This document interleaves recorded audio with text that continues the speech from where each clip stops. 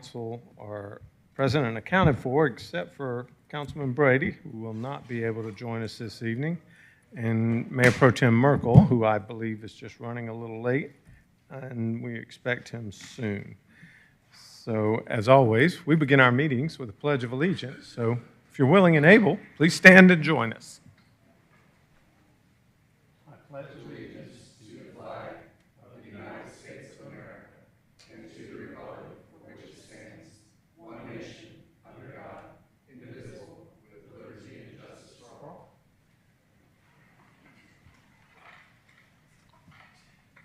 And to begin the meeting this evening, we have a Wacky World sponsorship recognition. Director Rogers, I believe you're going to be doing the presentation this evening.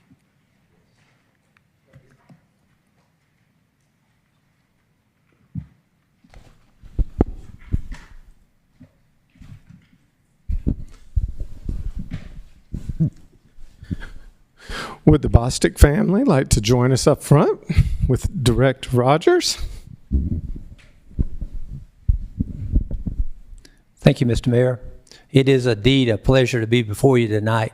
We are, as everyone knows, we are rebuilding the beloved Wacky World playground over at Wills Park. About 27 years ago, the community came together and built a playground, and that's what we're going to do hopefully sometime early next year.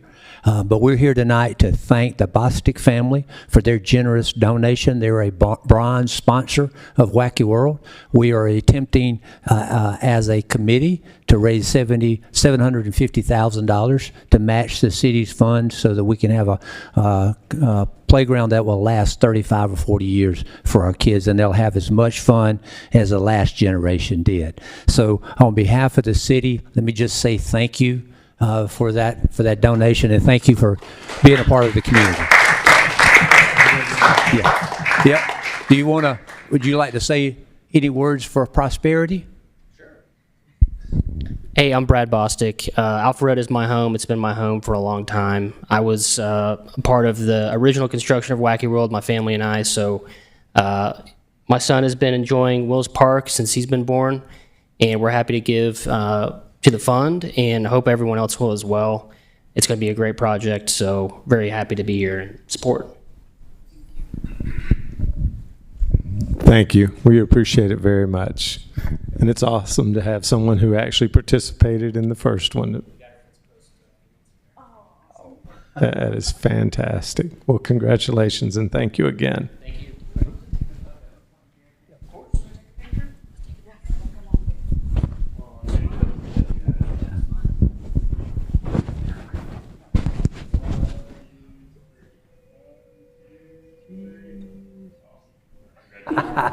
Thank you. Thank you. Thank you. Thank you. Thank you. Thank you, Mr. Mayor.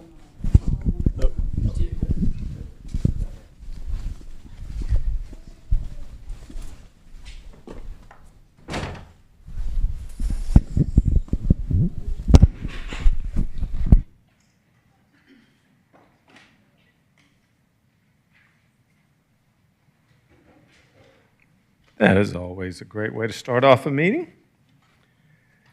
So the next item up on our agenda this evening is the consent agenda.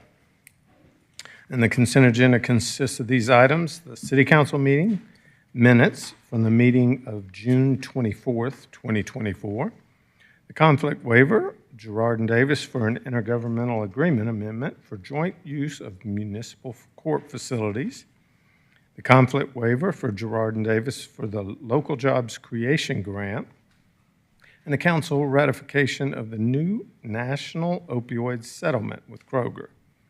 Is there anyone who would like to remove anything from the consent agenda? Ms. Shapiro, do we have any public comment cards on the consent agenda? We do not, Mr. Mayor.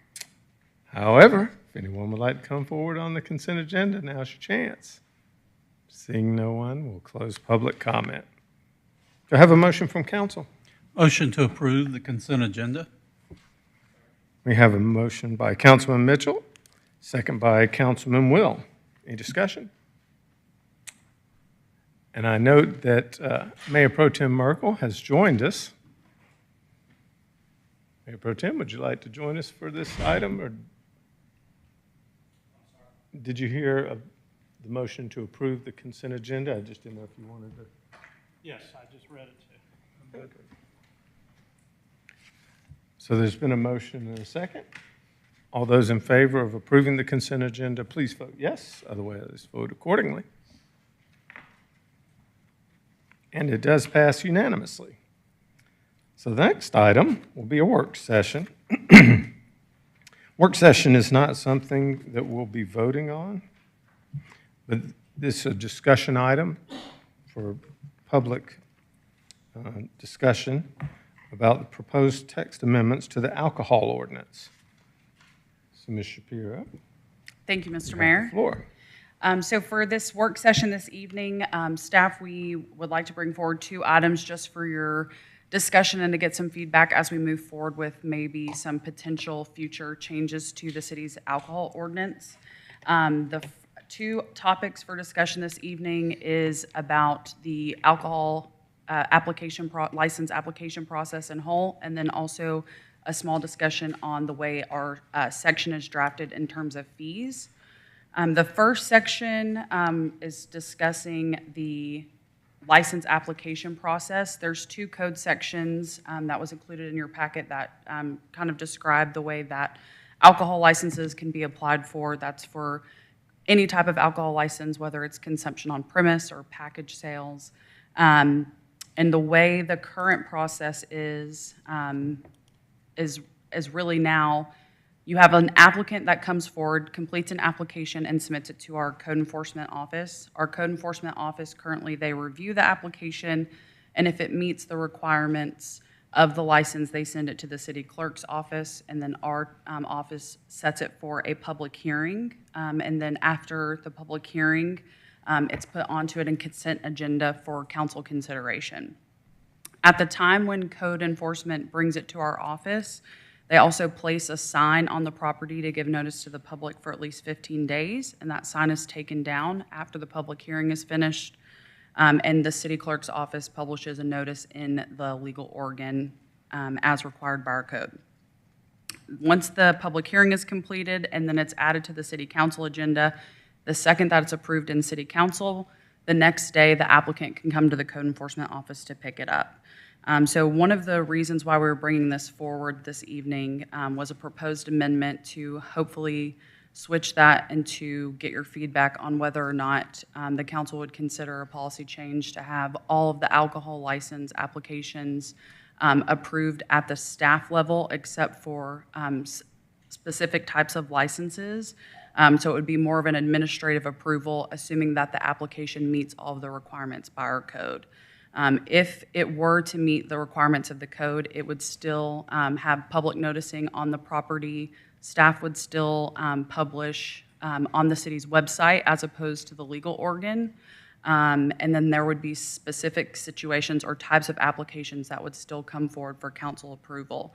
Those would be, for example, say there were an establishment that was maybe going through the zoning process or recently completed the rezoning process and they didn't have an establishment yet built, they could apply for a license, but instead of it being approved administratively, it would come before the council for approval.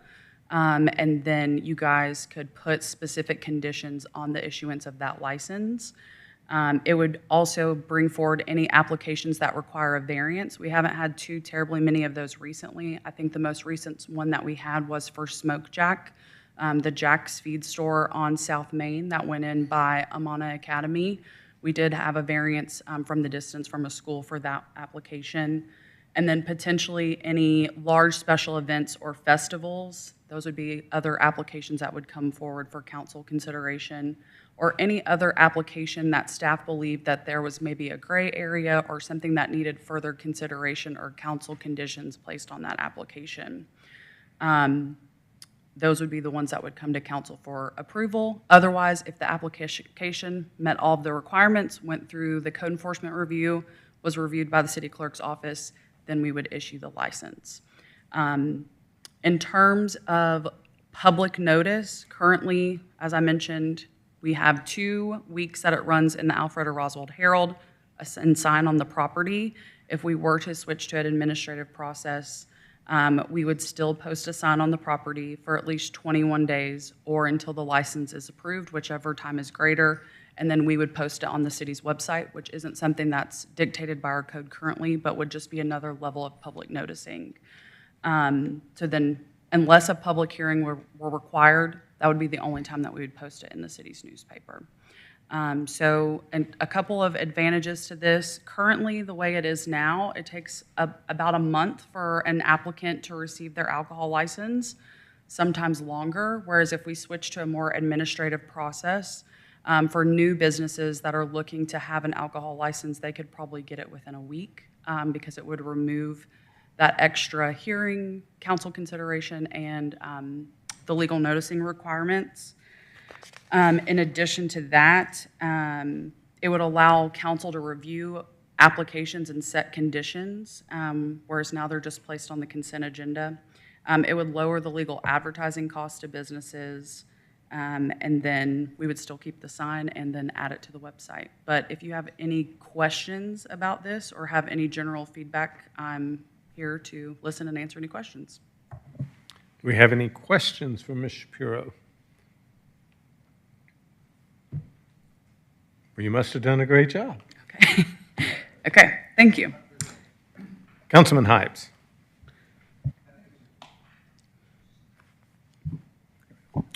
I think it's addressed in the packet and partly by your presentation, but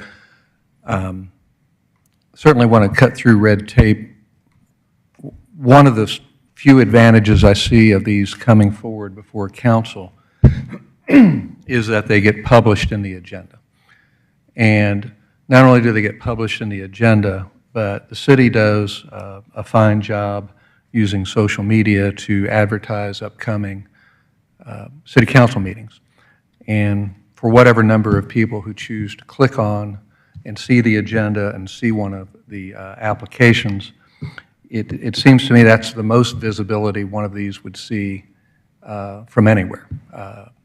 Now, we may have ways with, publication, et cetera, but what are your thoughts going through the process of, there's cutting the red tape is an advantage, but maybe fewer people see it, and there's less opportunity for that one person to come in and say, I know that person, and they're not qualified to hold a license. And that's the thing I thought about when I read the packet. Yeah, no, I will say, I did look into this. So I've been the city clerk since October of 2021, and we, since then, have held 57 public hearings with all of the applicants. So some of those public hearings may have 3 applications. Sometimes they would have 1 application for an alcohol license, and we've had no public comments. We've had nobody join from the public to comment on an application on any of our alcohol license public hearings. It's most of the time been myself, a code enforcement representative, and the applicant just discussing their license and answering any questions. So that was definitely something that we took into consideration, is the visibility of that. And then I think similarly too, during council meetings, we rarely had anyone from the public comment on the consent agenda for the issuance of these alcohol licenses. I do think still by maintaining the sign on the premises, I think that's a really great visibility, at least for the people that might be in that area generally. And then also by adding it to the section on the website, as I believe on the new website, we still will maintain our section that we have for alcohol license approvals and applications. So I think we would still have the visibility there. It just wouldn't be, like you said, on the council agenda. I would hope that it wouldn't be too much of an impact, but I still think that there would be sufficient public noticing there. Any other thoughts? I mean, this is just a work session, so. Mayor Pro Tem? And I hear what you're saying, Councilman Hypes, and just to what Lauren said, I've been up here 8.5 years, and I've never seen one be questioned or commented on. So I think if we're getting with the times that more people are looking at online than they are at printed, even though I do enjoy having my newspaper in the driveway, I think this is well thought out, and I fully support the direction this is going in. I appreciate all your work. Thank you. Councilman Dorito. Thank you, Mayor. I think you addressed most of my questions coming into tonight to discuss this as a workshop item. I'm struggling with this because anytime we touch the alcohol ordinance or anything associated with that, it's obviously, it should be very highly regulated, right? I was going to ask about the distances from churches and schools, but you covered that in the variance, number 2 there. Applications requiring a variance would still come before council. So I think you covered like the areas that would be of question by the council or by the general public if there was concerns. The categories that you listed out there, 1 through 4, kind of cover any of those, what I would say, public interest topics that would give the public a chance to come and speak in favor or against it for whatever reason. So I think you've done a good job, and it does the benefit of building more efficiencies into removing government red tape, and I think you've kind of still have the security nets in there that we need to make sure that, you know, and this may not be this governing body, maybe in the future, rogue governing bodies who start kind of misapplying this for nefarious reasons or whatever to friends and that sort of thing. And I think this covers kind of anything that we would be concerned about having a public hearing on. Any other? Councilman Will? So I just wanted to address something that I heard that I don't want the public to take lightly or misunderstand. So can you go through the licensing process and what's required for somebody to get an alcohol license, just so people understand that not anybody can do this? So we have a pretty hefty application process. It all really, the way that we view alcohol license applications, and I also have one of our code enforcement managers, supervisors, Brett Schroeder's here this evening as well.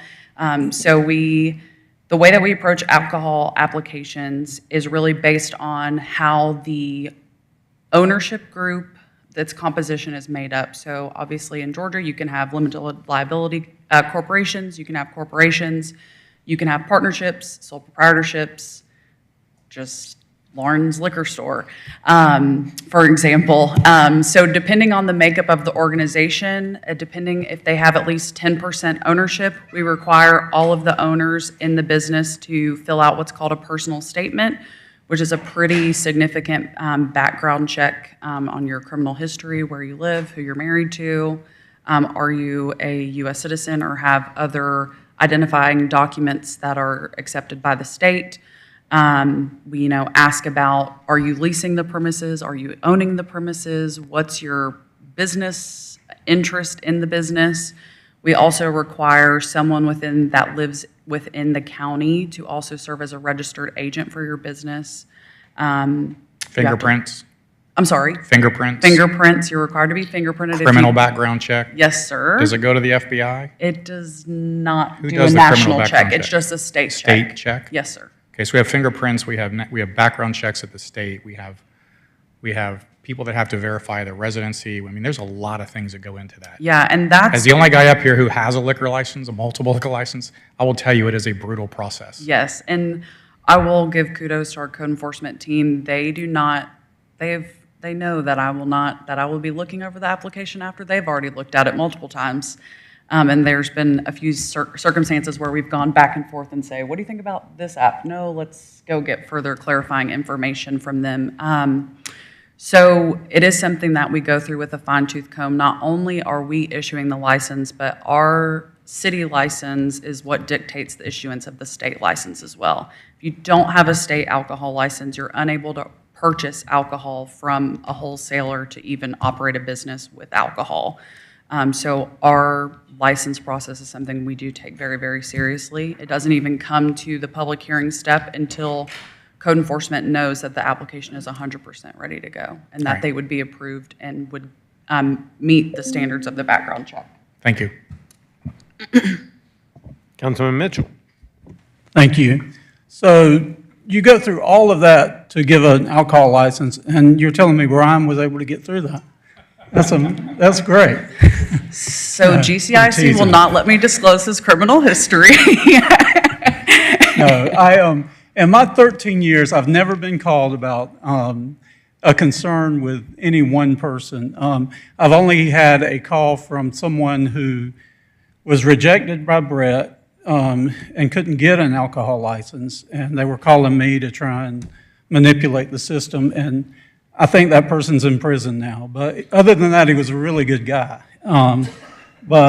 So I'm in favor of this. There's not a lot we can do. Most of this is handled on the staff level anyway, and so it comes to us having already been checked, and the fact that it safeguards against any of the extenuating circumstances, I can totally support this, and thank you for the hard work and laying out the groundwork for it. So I'll just say once again, thank you for putting in the time to look into this. Thank you for the job that you and Brett and the whole team have put forth in doing these. Historically, I don't recall there ever being an issue. If there was, it was usually somebody who had a liquor license and then became non-compliant for whatever reason. So I'm certainly willing to do this. It's more business friendly, and quite frankly, there are a lot of owners or licensees who have to come here and sit through a 4-hour meeting sometimes because they don't understand that it's already been resolved.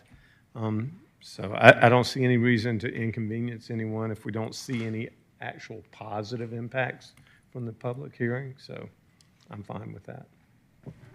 Thank you, gentlemen. The second point that I just kind of wanted to address with you all this evening, in addition, yes,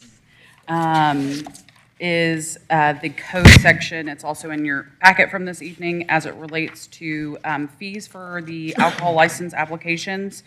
So this conversation, I really didn't want to get into the actual number of fees, but more or less just notating what's in the city code currently.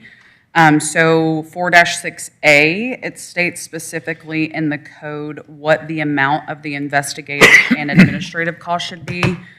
So that dictates that the investigative and administrative costs are to only be $350, and that if for some reason the applicant withdraws their application or denied, that we don't refund that to them. My only really proposed changes here were to remove specific language about the cost of the investigative and administrative fees in general, and just refer to fees in general terms, so that if staff similarly to other administrative fees that we have within the city of Alpharetta, if we were to decide to change those, whether up, down, however, that it would be permitted for the city administrator or his designee to do that. And then the second proposed change would be in the space where it says that they need to provide a certified check as the form of payment, to change that to more modernized forms of payment, such as cash check or credit card, or any form of payment that our finance team accepts. So just kind of wanted to hear from you all what you thought in the terms of the fees, and then we'll answer any questions that you guys have. Thoughts or questions? Councilman Dorito. I'm not sure I like this provision, because I think there's too much wiggle room in the proposed code to remove standardized fee structure that should apply equally and without discrimination against all applicants for liquor licenses. So I'm all in favor of maintaining an administrative fee or investigative fee that is consistent and standardized, so that there's really no discretion on anyone's part to change that on anyone who applies for a liquor license. That's just my personal opinion. Any other thoughts or comments? Councilman Will. Lauren, why did you want to change it from a set fee to a variable? Yeah, let me explain just a little bit more. So the way that it sits now, so the fee for all investigative and administrative costs is $350. So that includes if we were to essentially pay for the cost of the sign on the property or any legal advertising if a public hearing was needed, as well as any kind of, as similar applications, say, maybe in the building department or in parks if there's a rental fee or something like that, where we would have the administrative costs of submitting an application. For this, it wouldn't be, so the code specifically doesn't address the cost for the license itself. It's pretty much silent on what the cost for, say, an eating establishment that wanted to serve beer, wine, and liquor. The code itself doesn't even say what the cost is for that or that type of license would be. The only place that it's listed is on the application. So my hopes in terms of the fees is that we, one, have some kind of language that states how those fees are determined, whether the city administrator or his designee sets the fee amount. There also is, Molly mentioned to me earlier today, that there is a state law cap on what municipalities can make those types of license fees. I believe maybe for an on-premise consumption license, it might be $5,000 just off the top of my head. So my thought would be that there would be a code section that says the city administrator or his designee has the authority to set the fees up into a certain amount that is in compliance with state law, so that if there were ever a reason to want to change the license fees, it wouldn't necessarily have to come back before council for a code change. Same thing with the investigative and administrative costs. It's very specific as to the $350 cost there. If y'all don't mind, I can also add one thing I think Lauren was, that could address Councilman Dorito's comment would be if you didn't want it to go to the city administrator, a lot of ordinances will say as set by the city council from time to time or is established by the city council from time to time so that she could bring forward the fees, still present it to you, you could still be the one approving it pursuant to some sort of a fee schedule that is duly adopted by the council, but without it necessarily being stated explicitly in the ordinance. It would be incorporated in that way. So it would still provide the flexibility that Lauren is looking for ease of updating, but it's still allowing the input by the city council, if that was something that y'all were interested in. Councilman Dorito, does that address your? Ms. Eswine, yeah, that absolutely does. I think that's a very efficient way of addressing my concerns. I have no problem with city administrator or other folks within the city that deal with this on a daily basis, kind of determining the proper fee schedule from time to time. I just think there should be a consistent fee applied, that if it needs to be changed by council, then we change it. But I think that's a good way of handling it. I would support that as well. Any other questions or comments about that? Councilman Dorito. I'm just curious in my education, is when you refer to the cap for the state for a license at $5,000, if that's the right number, what does the city typically charge? Do you know? Or does that vary too, depending upon the size of the establishment, that sort of thing? So it does vary. Obviously, with alcohol licenses, you almost have like a menu of license options. You can serve beer, wine, or distilled spirits. You can also have Sunday sales. You can have the ability to have a complimentary license, catering. Corking is an option too, so it really just depends on what the establishment wants to do. The most common that we have is an on-premise consumption license for beer, wine, liquor, and Sunday sales, and that's $4,000, plus the $350 one-time investigative and administrative fee. And is that an annual license fee? That is an annual license fee. And then there generally is a $100 renewal fee for every renewal of an alcohol license. Thank you. Any other questions or thoughts on the item?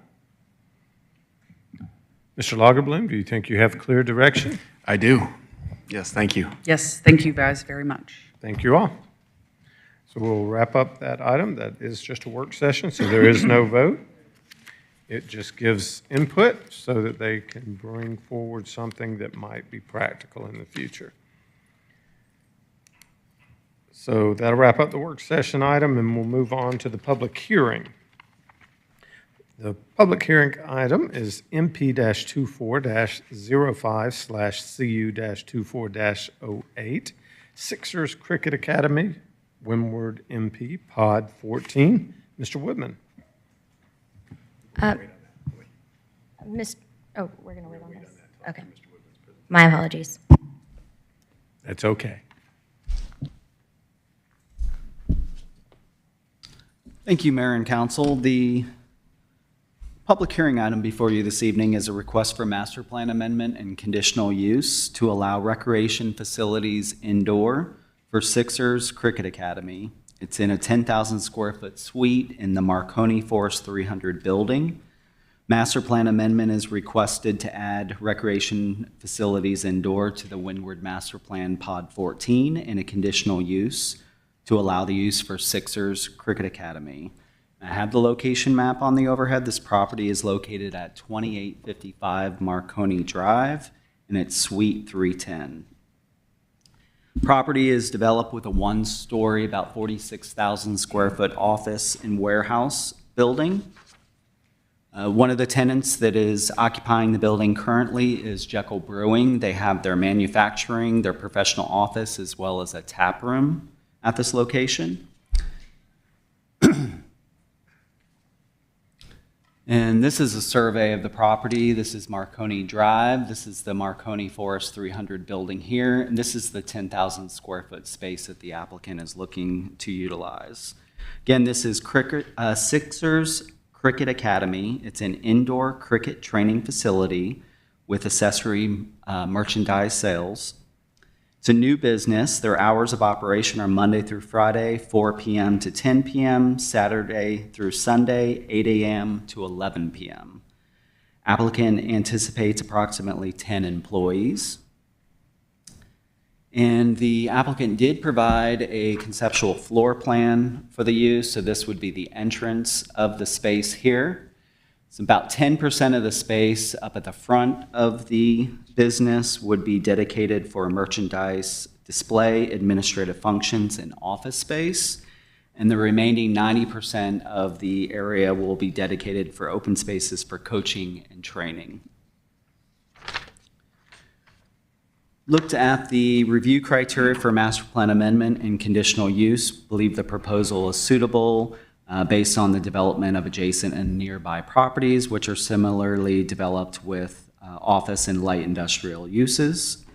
Do not believe the use would have any significant impacts on the natural environment. The use would primarily operate during off hours of existing tenants in the building, except for the tap room at Jekyll, which we believe that this would add customers for that business as well. This property is developed with an access point from Marconi Drive. It also has interparcel access to the Marconi Forest 100 and 200 building sites just to the north of it. And we did not find any conflicting uses in the area. The Windward Master Plan has been amended on a few occasions to allow such uses as churches, hospital, fitness studio, and athletic facility or gym. The applicant provided a citizen participation report. They did not receive any public comments according to the report. And we did take this item to the community at the June 12th Community Zoning Information Meeting, and there were no comments at that meeting. The item was considered by Planning Commission at their July 11th meeting. There were no public comments at Planning Commission, and Planning Commission recommended unanimous approval of the item, subject to the 5 conditions in the staff report in your packet. And if you have any questions, I'd be happy to answer those. Do we have any questions for Mr. Woodman on this item?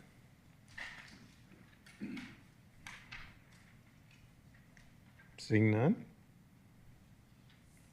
Thank you, Mr. Woodman. Ms. Eswine, I believe you had something to share with us. I did. I apologize for jumping the gun. So this is an overview of the public hearing procedures for land use public hearings. An individual requesting to be heard on a matter related to the purpose of the hearing must be recognized by the mayor before addressing the city council. Upon rising to speak, the speaker must identify himself or herself and furnish a home or business address before proceeding with any comments or remarks. The council will allow proponents a total of 10 minutes to speak in support of an application. Opponents will be allowed 10 minutes to speak in opposition. Comments are accepted first from the applicant, followed by persons speaking in favor, and then from those in opposition. Upon conclusion of any opposing comments or presentations, the mayor will allow the applicant to offer rebuttal if any time is remaining in the originally allotted 10 minutes. Thank you very much. So for those of you that haven't been to many of these meetings, we're just trying to streamline our processes here. Sometimes an applicant can come forward with an application and spend an hour because we've been very generous with the time. And we've decided as an organization that it's not in the benefit of the public to force you to sit here for 4 hours because they've had a long opportunity to play their case. So we're just trying to equalize it. So there's 10 minutes for the applicant and 10 minutes for the public total. So That's correct, and that's consistent with both the zoning procedures law at the state level as well as the Unified Development Code. So just to clarify, would we still consider using the 3-minute for individuals? Not at all? No, so it could be 10 minutes. Frequently, an applicant, as you just referenced, will spend the entire 10 minutes speaking.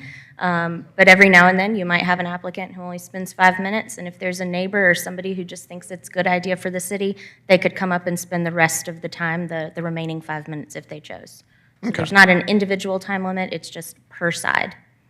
Okay, thank you. Councilman Well. I'm not completely clear on what you just said, because I heard the word applicant and opposition each had 10 minutes, but you're saying it's the applicant only has 10 minutes. Who would the opposition be? So it breaks down under state law. It doesn't matter who's speaking in favor or who's in opposition. So the applicant would be in favor, as well as, I've had individuals who just happened to come to a meeting and then they decided that they liked what they heard, so they spoke in favor. And then opposition could be anybody. It may be that there is no opposition. Frequently, we have applications where nobody other than the applicant gets up and speaks. But the opposition could be, if there's an application where the community, doesn't want traffic, or they think that it doesn't comply with the comp plan, or what have you, they may speak in opposition. So to be clear, you said 10 minutes for and 10 minutes against. If the applicant takes 10 minutes, that means nobody else can come up in support of. No, 10 minutes for the applicant or any other people in favor, and then once that time is expired, or if they yield the rest of their time, then the opponents would also have 10 minutes Just to be clear, though, if speak. the applicant speaks for 10 straight minutes, that means nobody else gets to speak. No, nobody else in favor In would be favor able of. to speak, yes. Unless the council chose to extend the time, which is in your discretion to do. Actually vests with the presiding officer, which in your case would be the mayor. Then we don't do the 3 minutes afterwards. Right. Because they already had their shot during the initial 10. Correct, yes. So if 20 people show up in favor of something, we've just cut them out. Unless you choose to allow an extension, yes, you could. And I see that frequently. But the 10 is the threshold, the benchmark that state law requires, and then you could extend it to be an hour. And I've seen that. When there's a particularly contentious public hearing or where there's a lot of people who want to speak, I've seen councils and boards of commissions, planning commissions extend the time. The key there is that you extend for the same amount of time for both the pros and the cons, for the proponents or the And opponents. that's Jim's decision. According to y'all's UDC, yes. Okay. So just to be clear, you may remember a case we had not too long ago where they basically pled their court case here for about 45 minutes. And state law requires that if the applicant spends 45 minutes, then you have to give 45 minutes to the opposition as well. I think that's cumbersome, and quite frankly, I don't know of any other city that's doing that right now. Fulton County used to allow 5 minutes for the applicant and 5 minutes for all the opposition. So, but in general, we want to hear public comment, and as long as it doesn't become cumbersome and we're consistent with state law, as long as we have the 10 minutes, and if we give longer than 10 minutes to the public, we have to extend longer than 10 minutes to the applicant as well.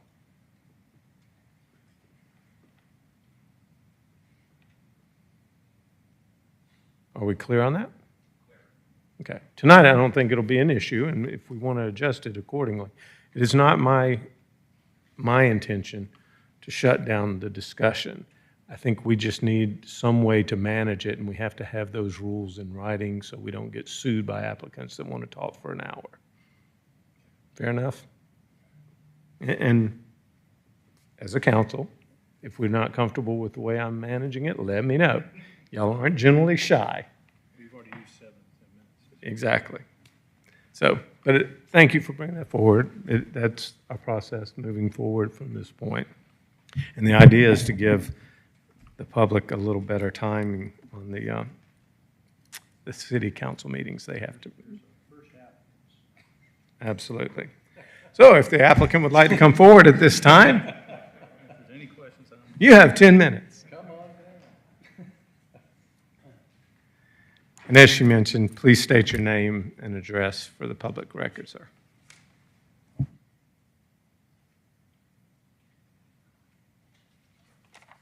Good evening, members of council. Thank you for the opportunity to address our business. My name is Purushottaman Raja. I am from 4545 Etherton Lane, Cumming, Georgia 30041. So I'm just here to talk about my business, which is planned for amendment, a master plan amendment at 2855 Marconi Drive. So we are planning to start indoor cricket academy. So it's going to be an indoor facility. I'll just keep it short.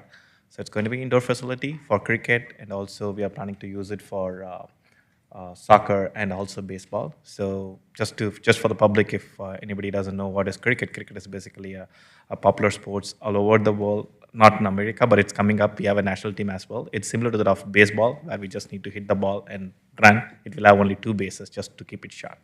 So USA have a national team, and we had a World Cup happen last month, and USA is one of the host nation with Caribbean, so it's just most popular upcoming to a sport, which we wanted to make use of the opportunity and groom the young kids in Georgia so that they can play for national team. There are a couple of under-19 kids who is playing for national team. So that's pretty much about cricket and our academy, Success Cricket Academy. So I'm here to answer any questions if anybody have here. So, thank you, sir. Do we have any questions for the applicant? Thank you very much. Awesome. Thank you. Thank you. Ms. Shapiro, do we have any public comment cards on this item? We do not, Mr. Mayor.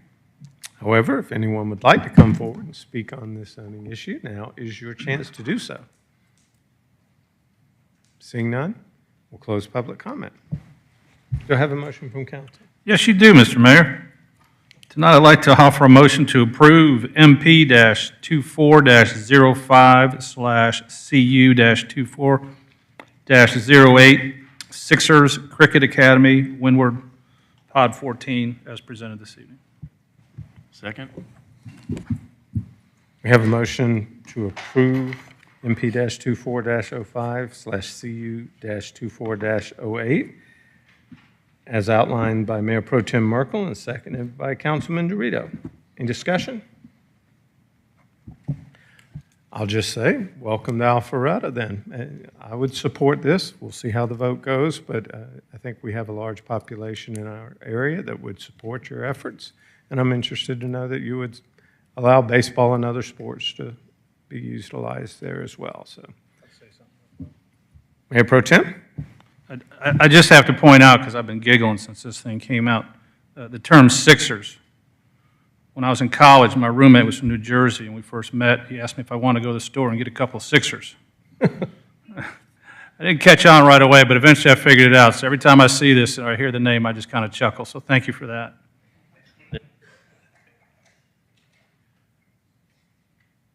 Any other discussion? All those in favor of the motion to approve, please vote yes, otherwise vote accordingly. And it does pass unanimously. Congratulations, gentlemen.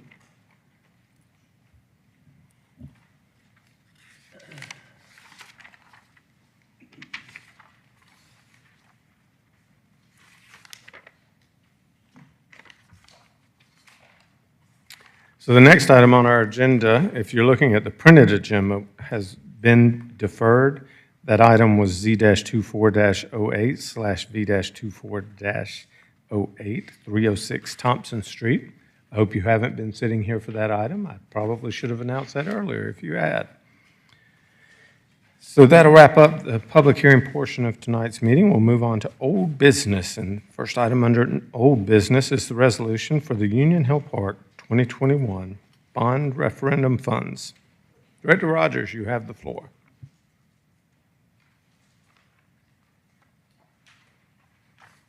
Thank you, Mr. Mayor. Good evening, Council.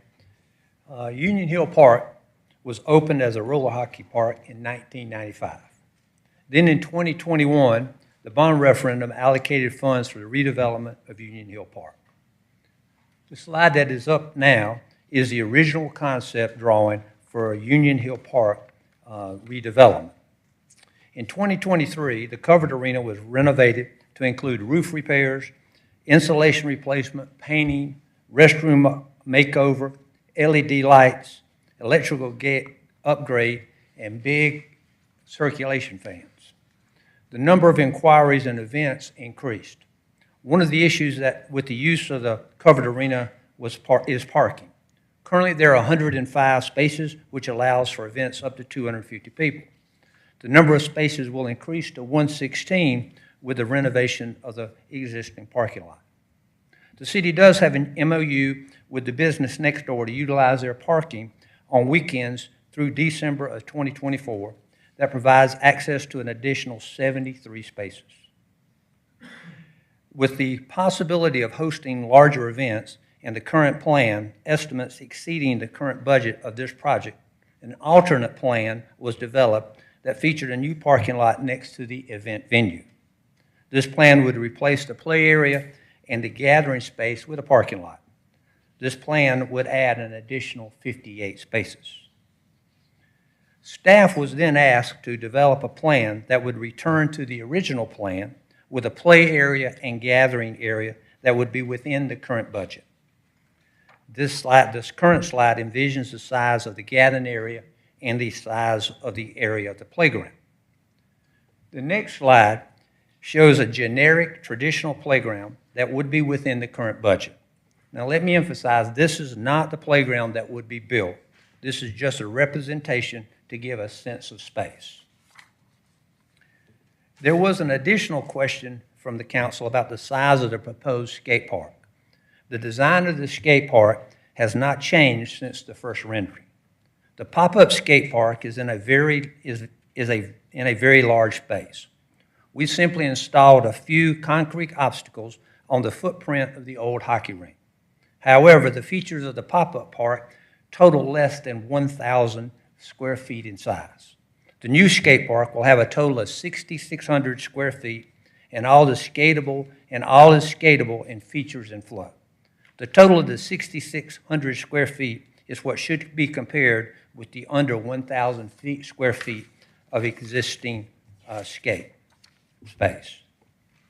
And finally, it is great to see so much passion come out when our parks are being discussed and planned. I have heard in passing over the last few months comments from the city changing from what it was committed to the public before the bond referendum vote. The city team and I have researched historical documents predating the referendum and have not been able to find any reference to a playground being one of the improvements anticipated at Union Hill Park. It is only since the bond referendum was approved that any recommendation or decisions have been made to a specific improvements. I want to say on the record, so it is clear with the mayor and council as well as the public, that there was no attempt to alter or make changes to what was originally presented. As we have seen over the last several meetings on this topic, both the Recreation Commission level and as well as City Council, there are multiple opinions. All have merit, and when that happens, we can only look to you, the policymakers, to help us chart the course forward that is best for our city. We are here tonight to seek your direction and are ready to begin implementing as soon as we know where we're headed. And Mr. Mayor, that completes my presentation for the evening. Thanks, sir. Thank you. Mr. Lagerbloom, is there anything you wanted to add in that? Not at this point. We'll let that presentation stand on its own. I'm sure you're going to hear from the public, and you all will discuss. I would like to maybe weigh in after that, after those discussions take place, with just procedurally how we move forward. Certainly. I'm fine at this point with the presentation that's been made. And I also want to clarify, based on the comments we were talking about public hearings a few moments ago, this is not an applicant coming to advocate, and so state law does not demand that we provide the same amount of time in this open conversation with the public comments. So it is my intention to retain the 3 minutes for public comments because, once again, state law doesn't tell us how much time we have to give an applicant in this case. So we'll go by the same standards we always have as far as I'm concerned. Everybody fair on that? Okay? All right. Ms. Shapiro, do you have any public comment cards? We have one public comment card, but this person has requested that he go last, and that's Jit Saha. Do we have anybody that wants to go first?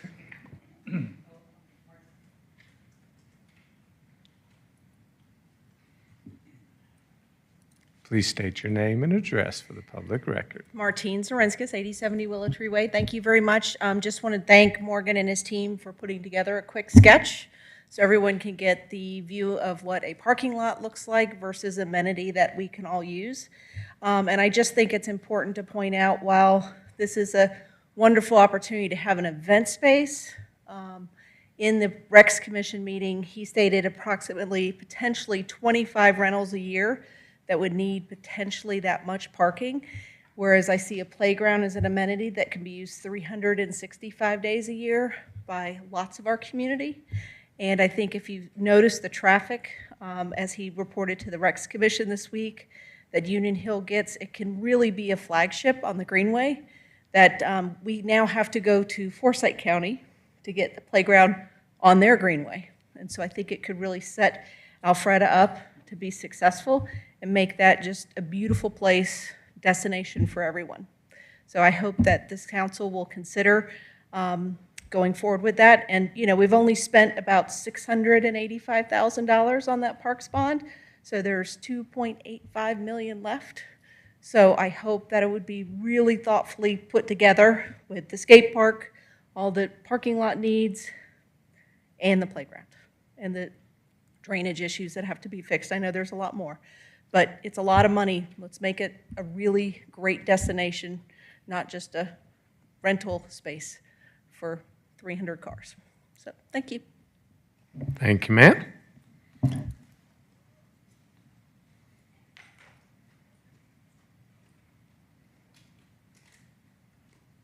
Once again, name and address for the public record, please. Absolutely. I'm Carla Piedrahita at 1060 Gramercy Lane. Thank you for your time tonight, and thank you, Director Rogers, for the options that are indeed within budget.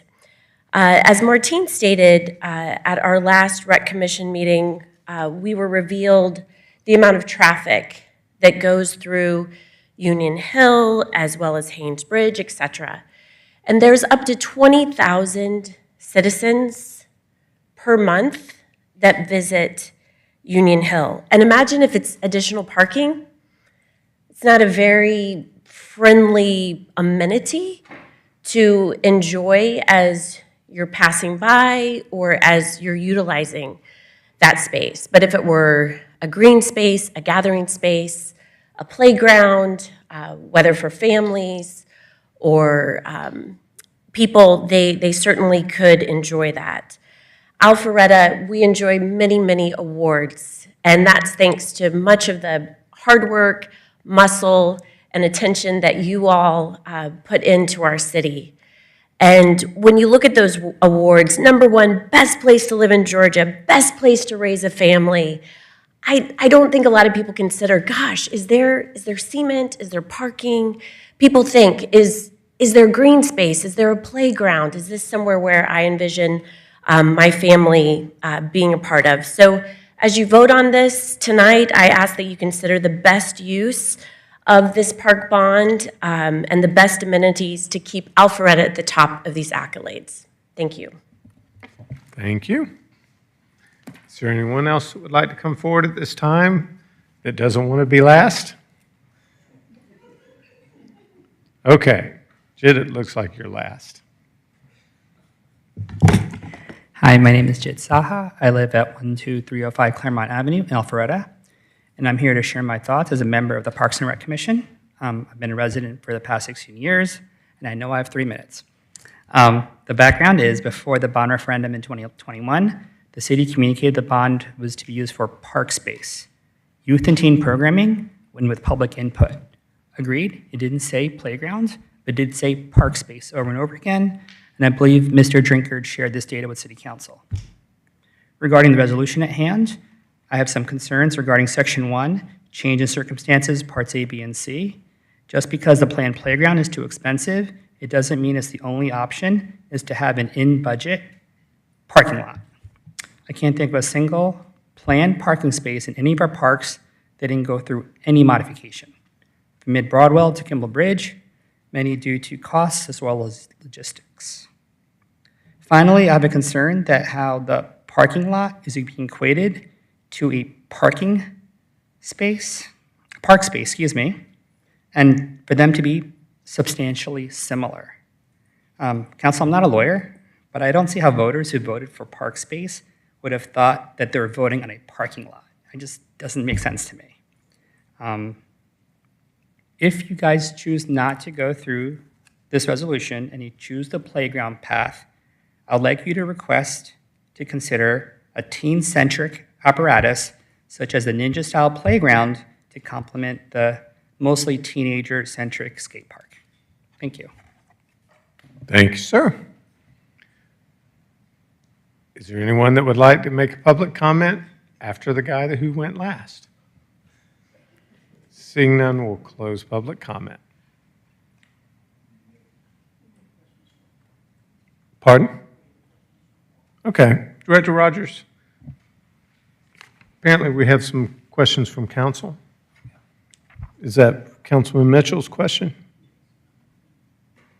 I just have to recognize somebody. Sure, So sure. We'll go with Councilman Mitchell to start. Thank you, Mr. Morgan. So currently, how many events are being held at the park?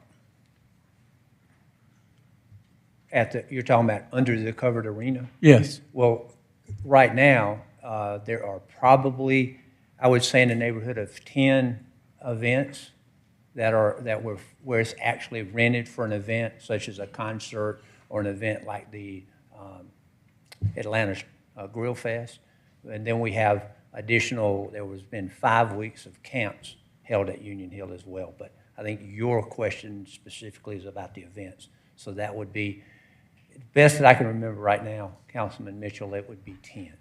So 10, either 9 or 10, I don't know off the top of my head. So with all the utilization, 10 to 20, would you say that's a fair? Well, I think, again, we haven't as up to now advertised very heavily that Union Hill can be rented because we've just finished with the going through the renovations of the arena. So I don't want to venture a guess as to how many we could hold there. Okay. But we haven't. We have turned away a few based on the parking, but we're talking maybe 2 or 3 events that we've turned away. Okay. And this question, it goes back to prior to our even discussing a parks bond. But I firmly remember us doing a survey, and we asked the kids, not only the ones that wanted to participate in the skate park, but we asked kids and the public to, and I remember you bringing renderings. This was early on in your tenure here, but you brought renderings, and I think a little girl had a letter requesting a playground of sorts. And do you remember that about Union Hill? And then you spoke of it as being a trailhead. Right, yeah. We certainly the rendering that we brought to Mayor and Council had a play area in it along with the gathering space. But I'm going further back when we were first considering what to do with Union Hill Park. We had some public input sessions. So if you want to go back to that, that is actually predates my time here. There were 3 drawings of Union Hill and 3 drawings of the Windward Park that were here, but they were like conceptual drawings is what they were. They were 3 different opinions on both of those park spaces. And I think that there was certainly talk about a play area, but then there was talking about volleyball spaces. They were talking about an outdoor amphitheater.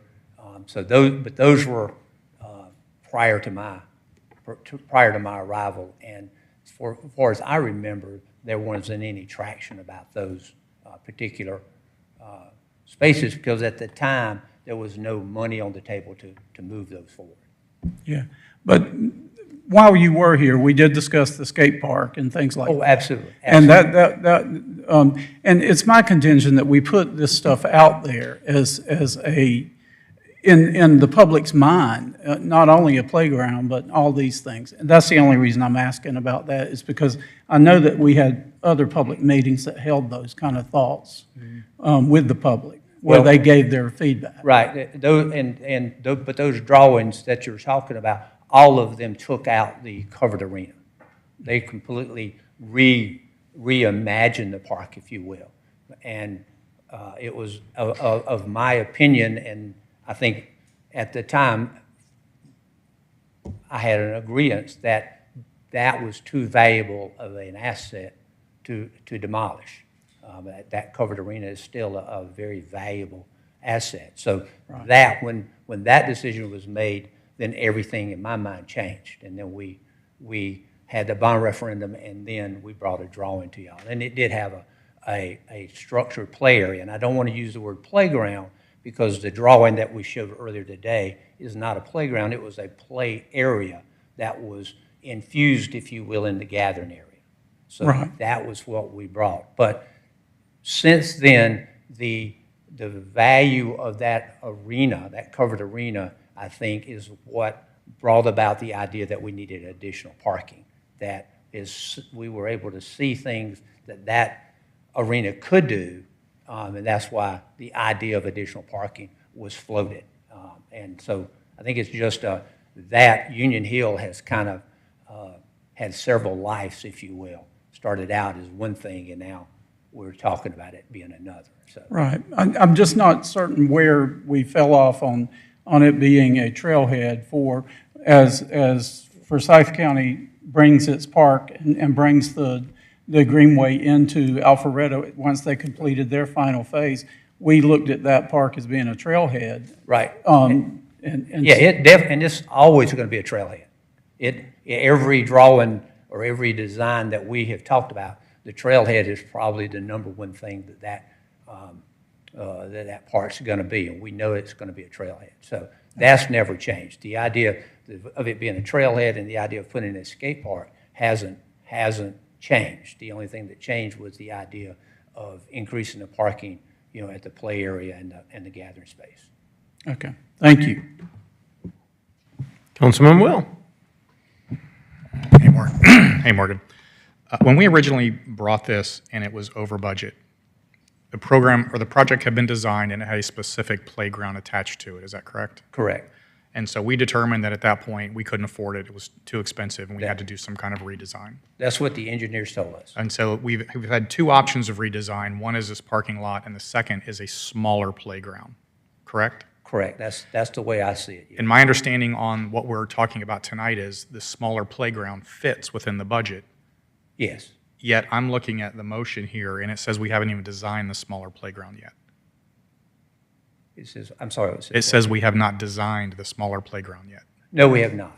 So how do we know it fits in the budget? Because what the engineers, along with our public works department, the engineers are working, they have allocated a certain amount of money for the playground. They said this is going to take this much to do that. So we know, that's why I gave you that rendering, is because if you go to a catalog and buy a $100,000 playground, that's what you're going to buy. So we know we can fit that into budget. But the original, the drawing I showed would not have fit into that budget because it was a very... So in order to make this work, and what we are voting on tonight, in my understanding, is a budget for a playground that ultimately will fit within the larger budget that's allocated for this project. Correct. Okay. And do we know what the difference is? So tonight is you are choosing a direction, either go toward the the parking lot or go toward the gathering area and the play area. If you Right. go toward the gathering area and the play area, then we have to value engineer what we have to meet the budget that we have. But I don't see that in the resolution, by the way. It does not specify. It just says, or it says motion to authorize, for a resolution regarding money. It doesn't say what the money's for. So to me, right away, there we've got a little bit of confusion in the resolution. And if we vote to go down the path of the playground, we don't even know what that playground looks like yet or what we're getting.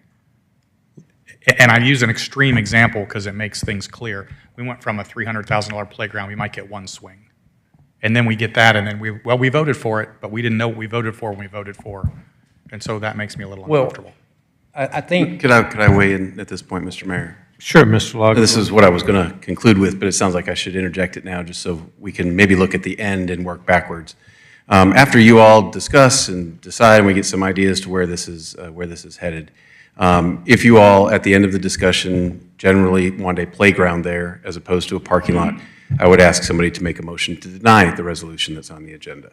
If in fact you want to move forward towards a playground, or towards a parking lot, I'm sorry, then I would ask for somebody to introduce a motion to approve. And based upon that motion, whether it's to deny, we will start working on a playground. If it's to approve, we'll start modifying plans to move towards a parking system. We haven't designed the playground. And what you saw as a picture was just an example, like Morgan said, of what $100,000 buys.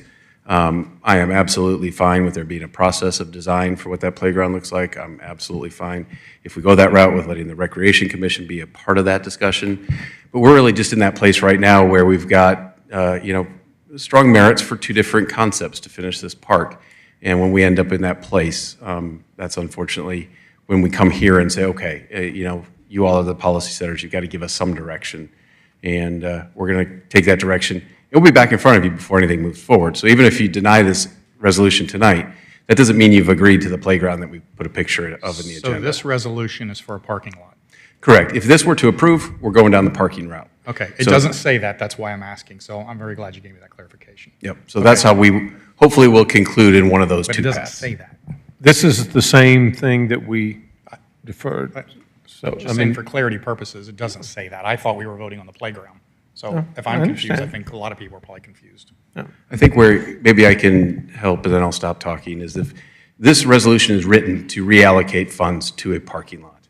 If that does not pass, then what you've done is you've signaled to me that you want to continue to move forward with the park as is depicted that has already been presented. And if you Thanks for the signal that to me, then we'll go down that path. Councilman Hipes. Yeah, I've got a couple of questions for Director Rogers.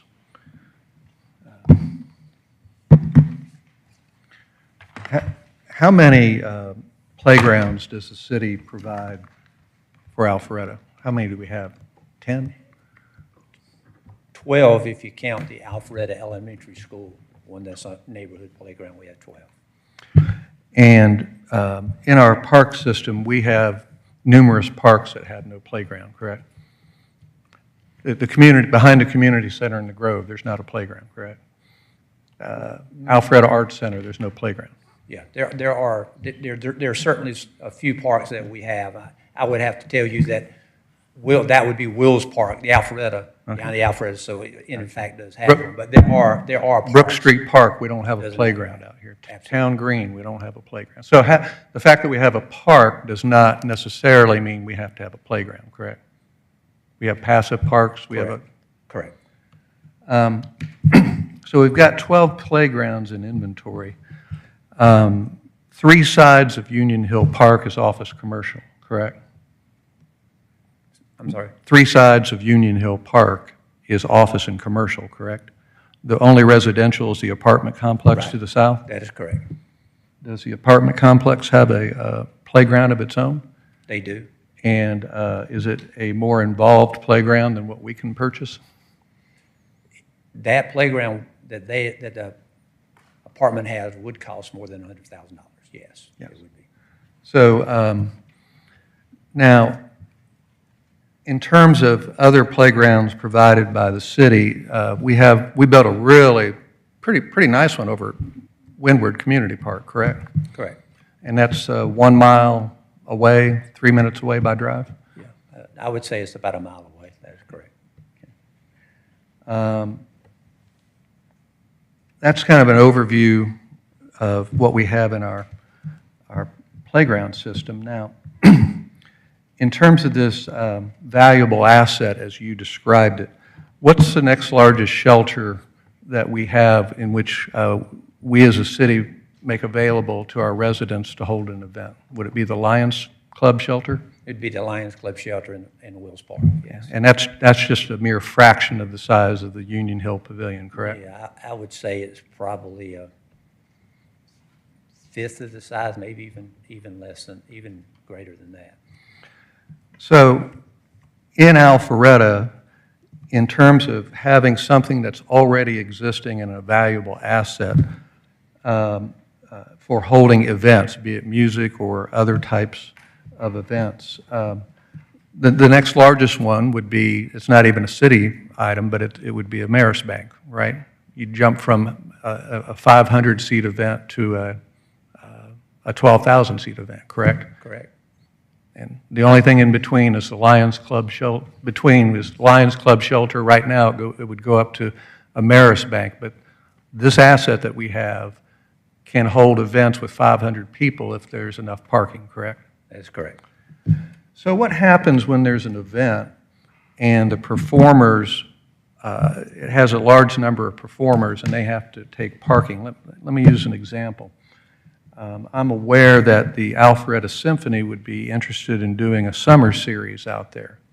That would be a great benefit for our residents as a whole because it's the only one in town where something like that could be held. And they've got 70 musicians, and they take up 70 of the parking spots, which right now we can only seat 250. So have you encountered instances where people have turned away from Union Hill Park because they can't make the numbers work due to the parking restrictions? Yeah, I think as I mentioned earlier, I think as far as the record, I think there's either 2 or 3 events that have said there's not enough parking, so they passed. They chose not to rent the facility.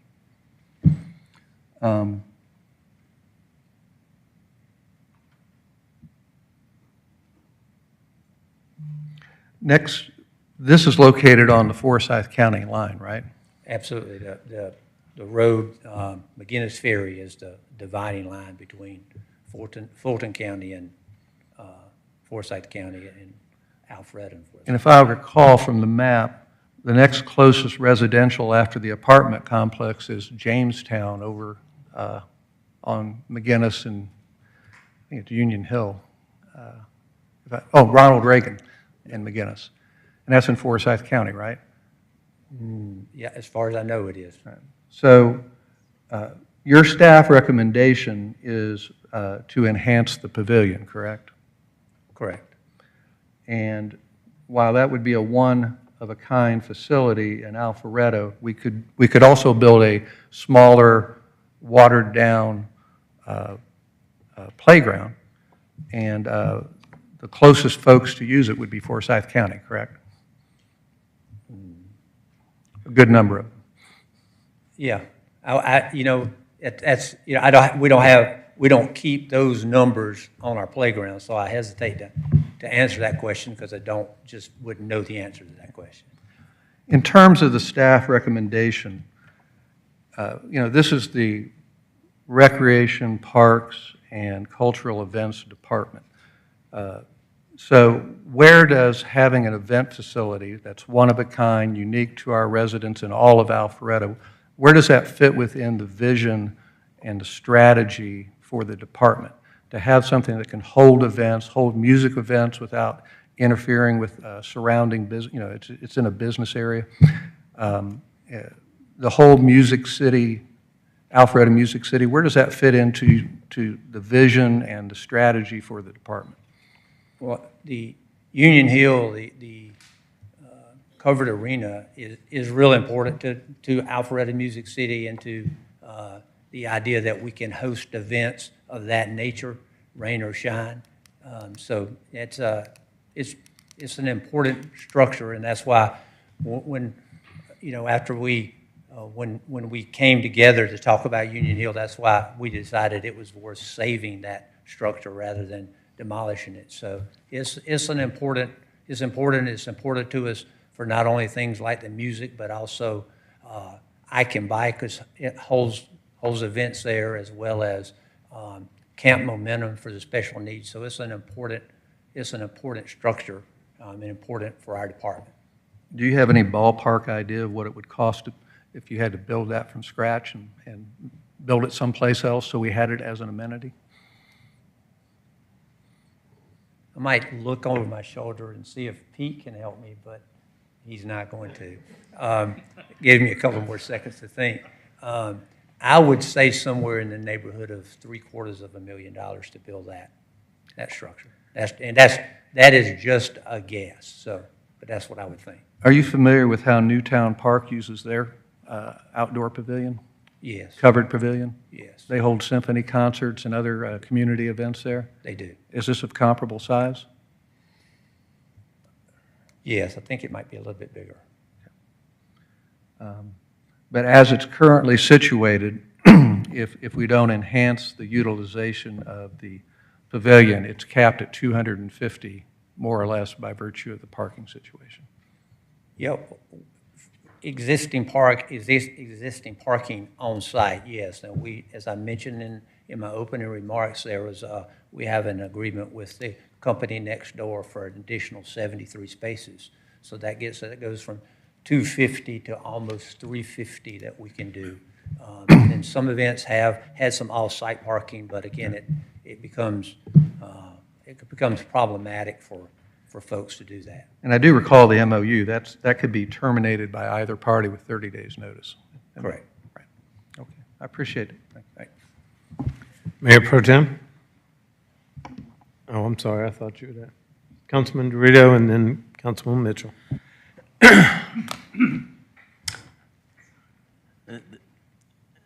This is a difficult discussion, I think, for the council and for the Parks and Rec Board and for Director Morgan and his staff. Director Rogers, sorry. I'm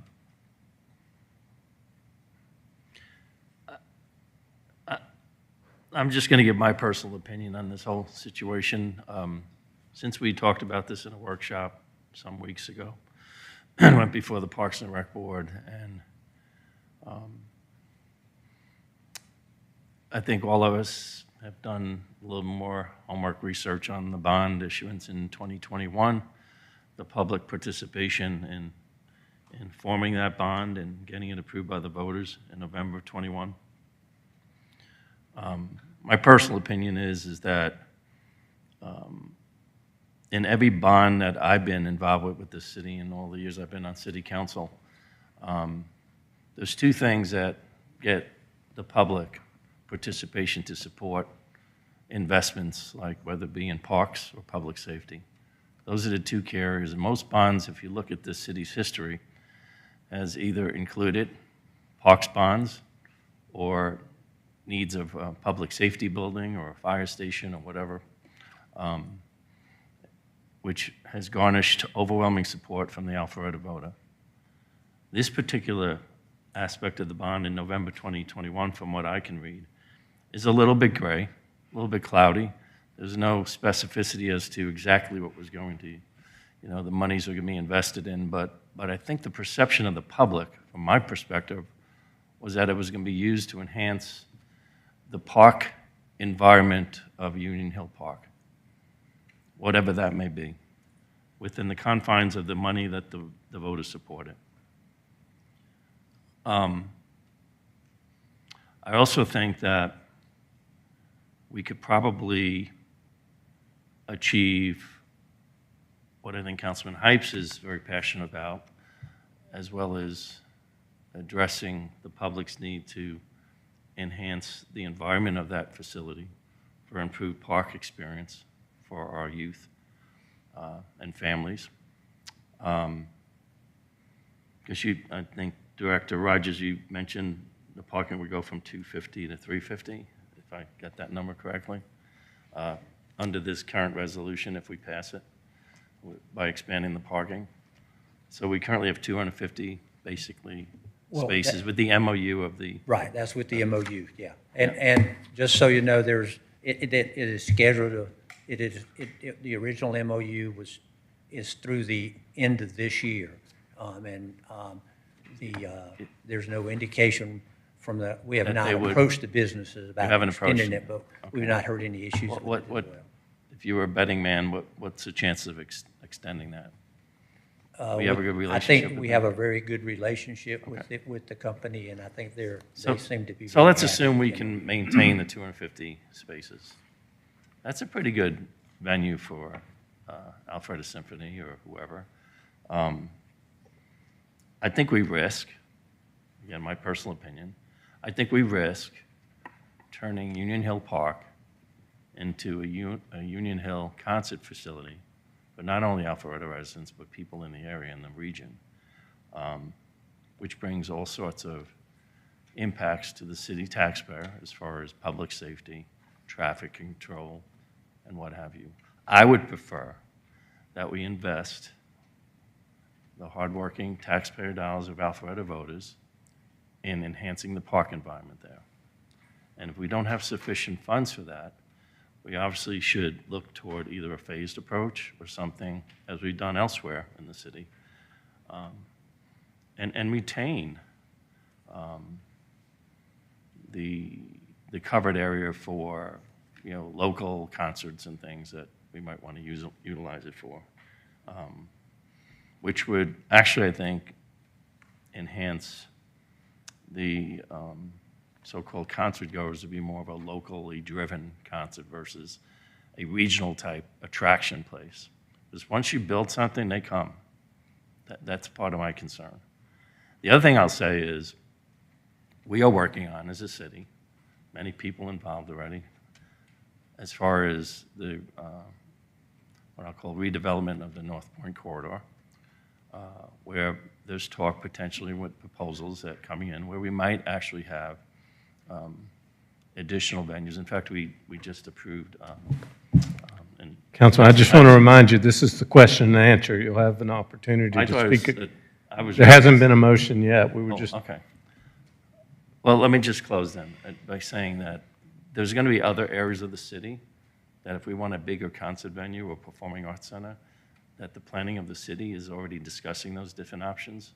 And that's where we should invest our time, for that type of venue. Councilman Mitchell. Mr. Rogers, just to follow up on a few questions. How many of the 12 parks are on the Greenway? How many? How many of the 12 parks are currently on the Greenway? How many do we have a park on the Greenway?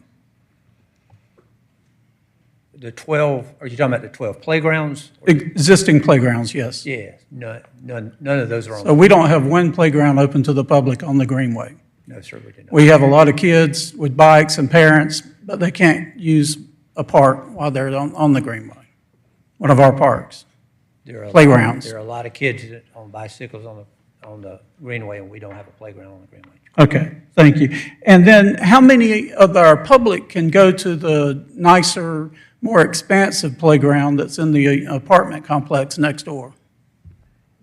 No, I don't. I think that's on private property, so I can't. So it's on private, they can't utilize that. Okay, and then you forgot, we went from the pavilion at Wills Park, but you forgot Brook Street Park Pavilion where we have concerts all the time. But I think Councilman Heights was asking about covered spaces in the city. Okay, so it's not covered, it's covered for a band, but not for the public. Right. So it'd be like the Olympic opening ceremony, which, okay. All right, so of all that, but Brook Street Park is used constantly as music sites, music performances, is it not? Correct, we do, we use it Okay. on a regular basis. Okay, so again, would you cover, currently you have how many parking spaces at the pavilion? At Union Hill? Yes, sir. Okay, so currently, let me look at my notes, make sure I get it right. There are 105 spaces today. Today. Okay. No matter what happens, we were going to redo the parking lot, turn the parking lot. So it's going to go from 105 to 116 with the current plan. And what we're talking about doesn't affect that. So we have 105 today, and we think at some point in time in the future, there'd be 116 in the place of that 105. Okay, and with the agreement that we have with only one of the local businesses, we have an additional 79? 73. 73, okay. So 178 currently. And it's managed for some events, some music events there, Yes. like after dark, after 5, Alive after 5 or whatever. All right, thank you. Okay.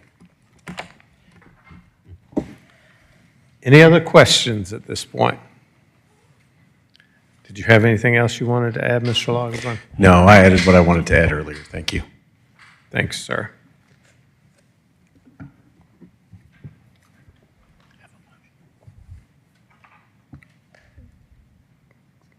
Councilman Mitchell, I'm calling for a motion. Yes, sir. I'd like to make a motion to deny the additional parking lot and the reconfiguration and have the money from the bond go for a really enhanced playground and the skate park and enhance the public use of that park. Second.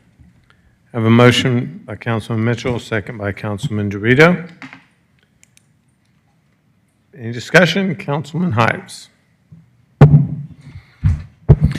This, what started out as something of a quirky little issue, it actually has turned into a meaningful policy discussion. And it, in my mind, and I can't speak for anyone else, it's how we see ourselves as stewards of our city money, and it's whether or not we're going to cast a vision and utilize our assets to do something that's unique and something that has fallen into our lap, or whether we're going to undercut the very thing that's fallen into our lap and hamstring it and build a playground that by its proximity, if it gets used at all, will be most likely used by Forsyth County residents.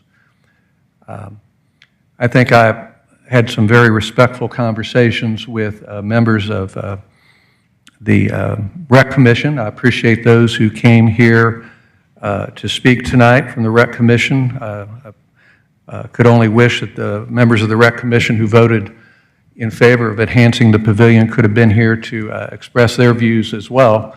But then if the commissioners all come and talk at the council meetings and relitigate the commission meetings, I guess we'd be here all night.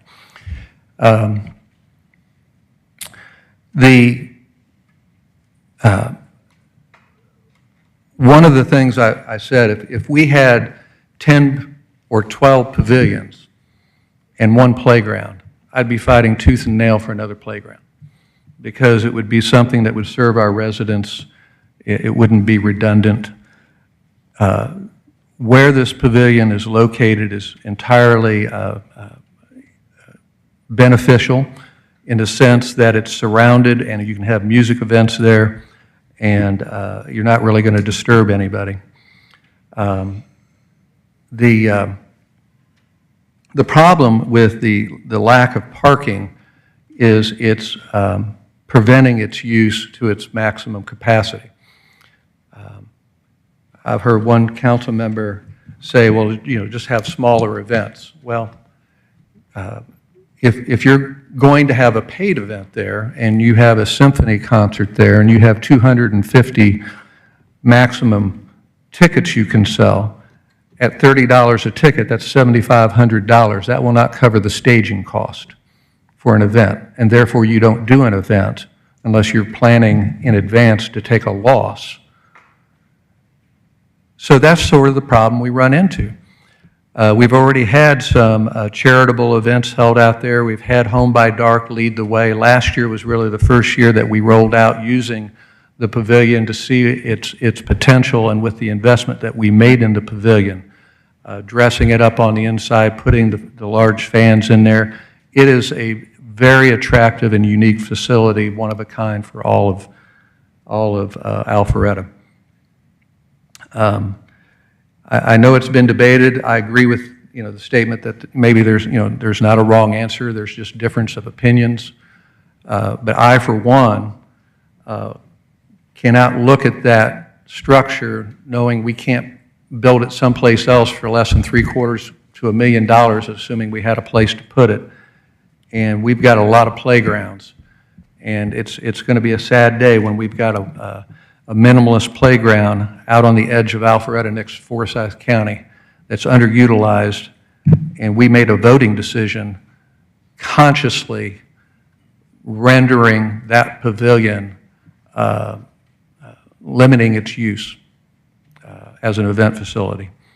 And if that's the way the vote goes, this is a good policy discussion. If that's the way the vote goes, I'll be sad, but we will move on. But I will be voting to support the staff recommendation to better utilize the pavilion. This is not parking lot versus playground. This is playground versus an event facility.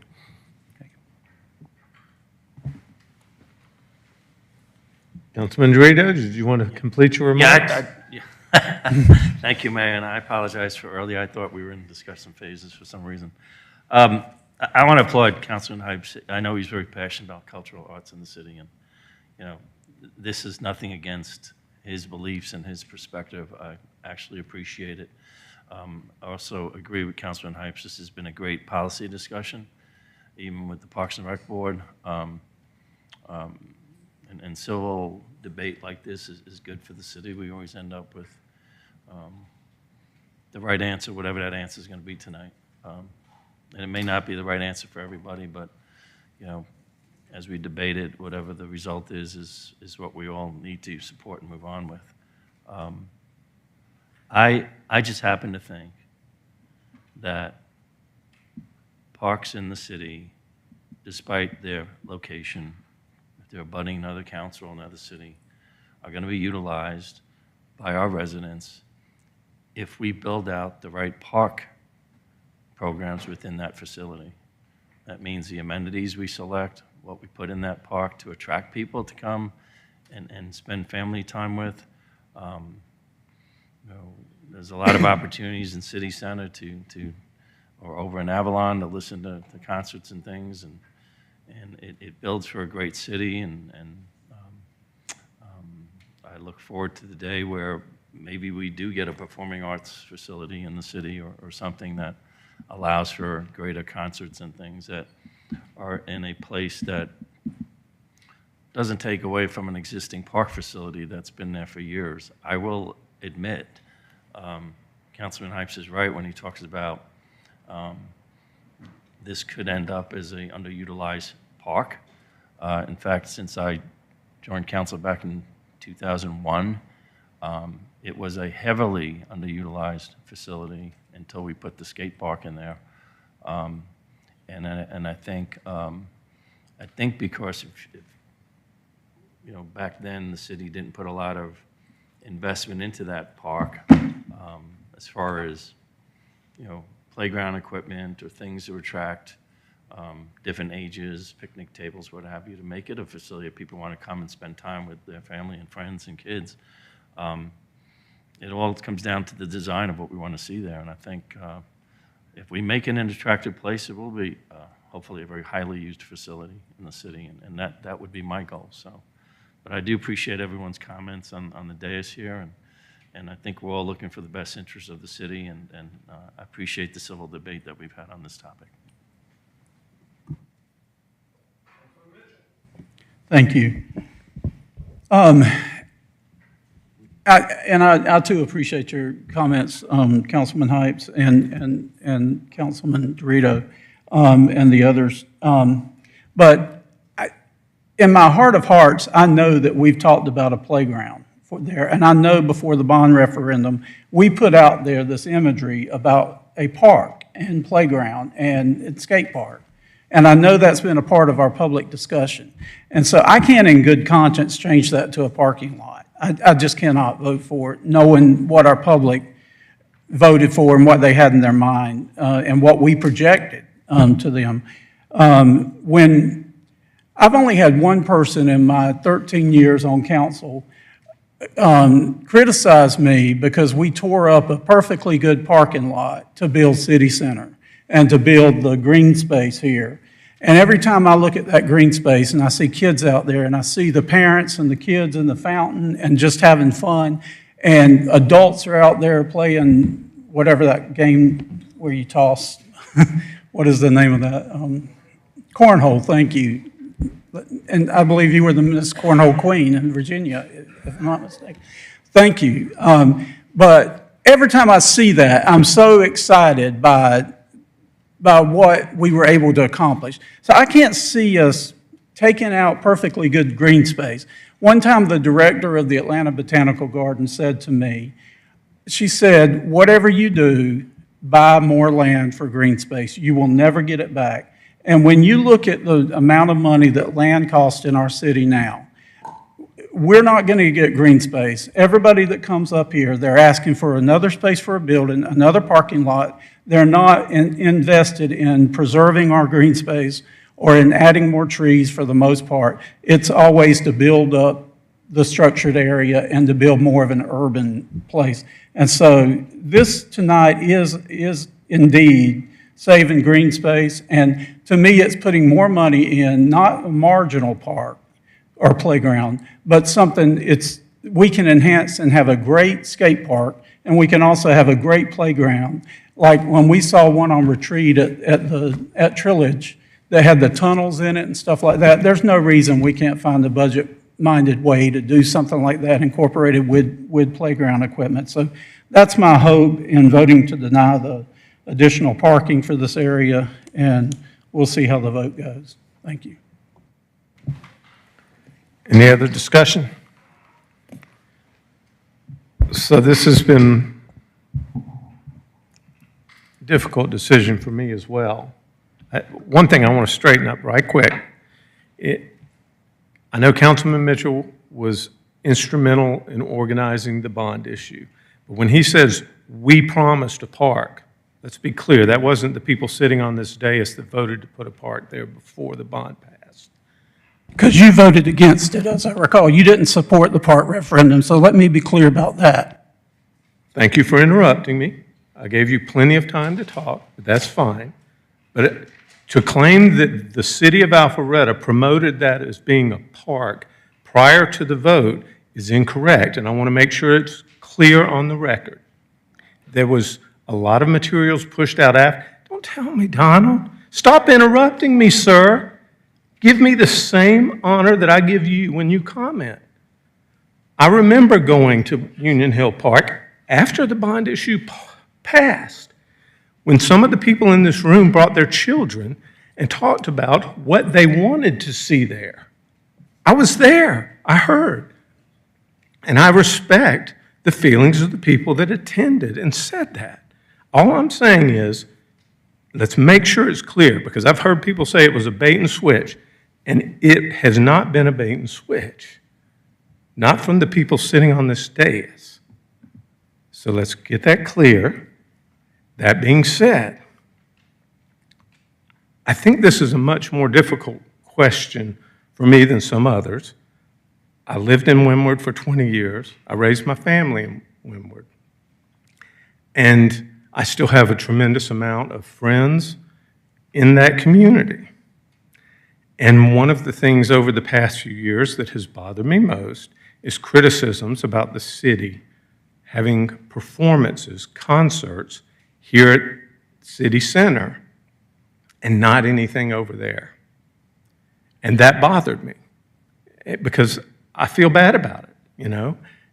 I understand why people downtown like to be able to come and see a concert, a free concert, by the way, to them, not to the taxpayers, and be able to walk home after having 3 glasses of wine and having conversations with people who I respect and care a lot about in Windward. I had hoped that maybe we'd be able to find a way to utilize that Union Hill Park facility to accommodate the people that live closer there. And I've had conversations, but it's been clear to me throughout this process that the neighbors who have reached out to me prefer to have a playground.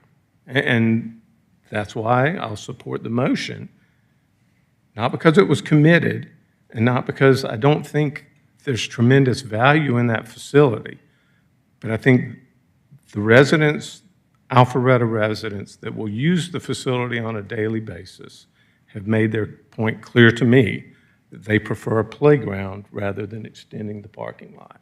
I think in the future, if there's ever an opportunity, we should try to make that venue somewhere that our residents can enjoy and is feasible fiscally. I mean, that's what we're talking about here is you can't fiscally put on shows there. The reason they pay for them here is because your taxpayer dollars are subsidizing it here. Trying not to have to spend more money to promote concerts there, we were trying to come up with a way that it would be feasible and be an amenity for all of our residents, but particularly the ones nearby. So that's why I vote in favor of the motion. And with that being said, all those in favor of the motion to deny, as mentioned by Councilman Mitchell, please vote yes. Otherwise, vote accordingly. Well, that's ominous.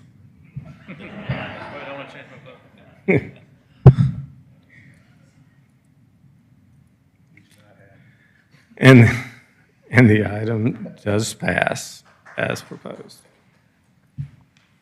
Thank you, everyone.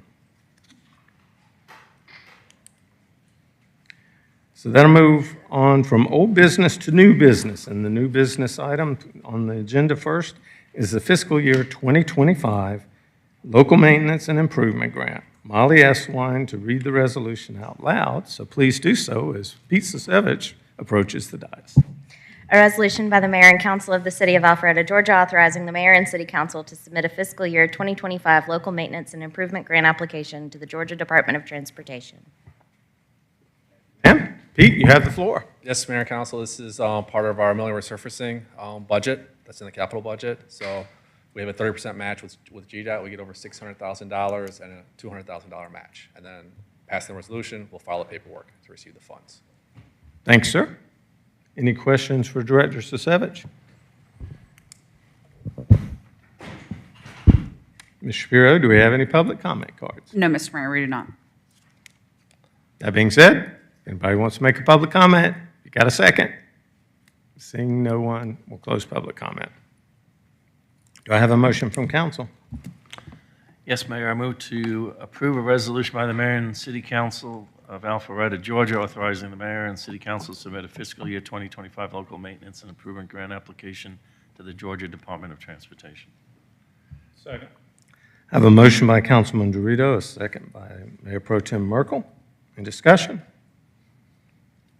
All those in favor of the motion as outlined by Councilman? That was Councilman Dorito that made the motion, correct? Yeah, okay. Please vote yes if so. Otherwise, vote accordingly. And it does pass unanimously. Thank you, Mayor and Council. Thank you, sir. It's always great to get that LMIG money to help pave our roads. Next item up under new business is the request for proposals 24-122 stormwater repair unit price contract. Yes. This is a proposal for the repairs of our catch basins, our head walls, inlets, structures throughout the city, pipes. We went through an RFP and then into a hard bid approach, utilizing unit price items, excuse me. CSTE was the lowest cost proposal at $351,333.65 based off of the unit prices that we had in our sample project. And they're also the highest rated firm. So this will be a one-year contract with multi-year extensions if their work is met satisfactory by staff. Thanks, sir. And then the $500,000 will go towards a list of projects that we have in the agenda. Thank you very much. Do we have any questions for Director Sasevich on this item? Well done, sir. Thank you. Ms. Shapiro, any public comment cards? We do not, Mr. Mayor. Seeing no public here? Almost no public here. I'll close public comment. Do I have a motion from council? Yes, Mayor. Move to approve the awarding of RFP 24-122 Stormwater Repair Unit Price Contract to CSTE Inc. and allocate $500,000 to complete multiple stormwater infrastructure maintenance repairs and authorize the mayor to execute all necessary documents. Second. Have a motion by Councilman Dorito, a second by Mayor Pro Tem Merkel. Any discussion? All those in favor of the motion to approve, please vote yes. And it does pass unanimously. Thank you. Thank you, Pete. Next one is the invitation to bid, 24-020 Windward Parkway Pedestrian Bridges Construction. Director Sisevich. This is another one of our T-SPLOS projects, T-SPLOS 2 to be more specific. We've been going through the design process, acquiring the right-of-way, and this is for 4 pedestrian bridges along Windward Parkway, 2 on each side of the road to gain access for the Windward community to the Greenway. We went out for bid. It's an 8-foot wide sidewalk too, so the clear path will be an 8-foot wide bridge. The bridge itself will be over 12 feet wide, but that counts the abutments and the handrails, et cetera. We received multiple bids for this project. All were extremely tight. There was one outlier at $3.5 million, but Vertical Earth was a low bid at $2.8 million. We've also added $177,000 to Atkins to assist in inspections of the bridges to help us out. We are sitting at capacity over there on Webb Bridge Road corridor, and then we're about to have a few park projects coming through. So they're going to assist. It'll be a joint venture project with them and us in the field doing the inspections. Great, thank you. Any questions for Director Sisevich? Councilman Mitchell. Pete, this is kind of unrelated, it's related to the bridge, and I know I've asked this before.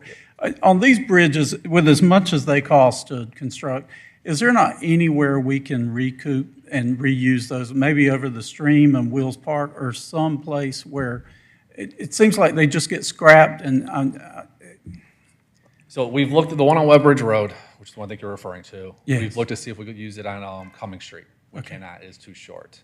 Also, the cost to transport it to, let's say, Wills Park is astronomical. I see. I had to ask, I understand. but thank you for checking into that. All right. Any other questions for Director Sisevich? Thanks, sir. Ms. Shapiro? We have no public comment cards, sir. Any public comments? Seeing none, we'll close public comment. Do I have a motion from council? Yes, Mayor. Move to approve the award of a contract for ITB 24-020 to Vertical Earth, Inc., the construction of 4 pedestrian bridges along Windward Parkway for the amount not to exceed $2,800,000. Approve Atkins' proposal for an amount not to exceed $177,125 for construction inspection of pedestrian bridges and authorize the mayor to execute all necessary documents. Got a motion by Councilman Dorito. Do we have a second by Mayor Pro Tem Merkel? Any discussion? All those in favor of the motion to approve, please vote yes. Otherwise, vote accordingly. And it does pass unanimously.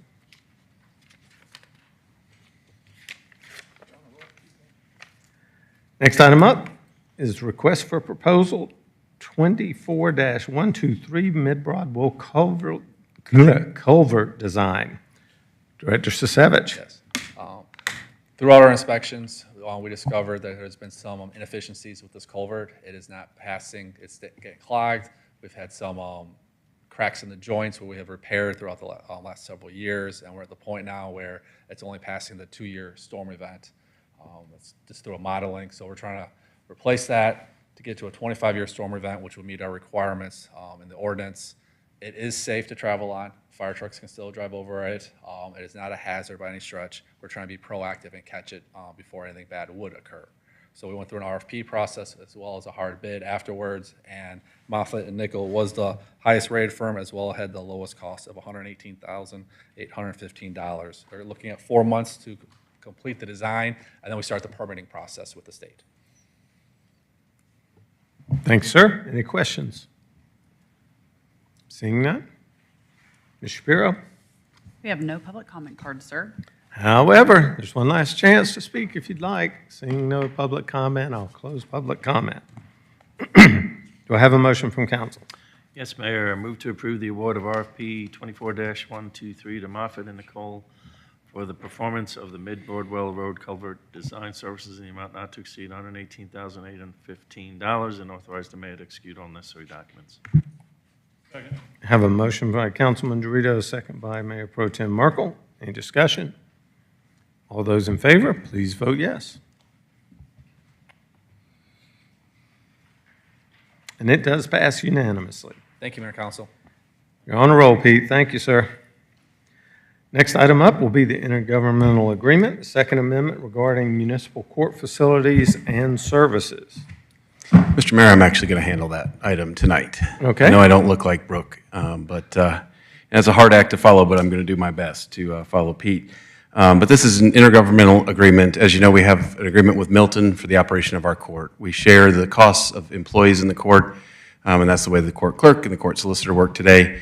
This is the addition of the court clerk position that you all approved in the fiscal year 25 budget. The funding was there.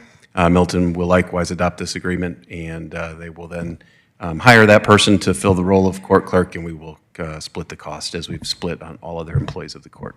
That's all this intergovernmental agreement does. Thanks, sir. Any questions for Mr. Lagerblum?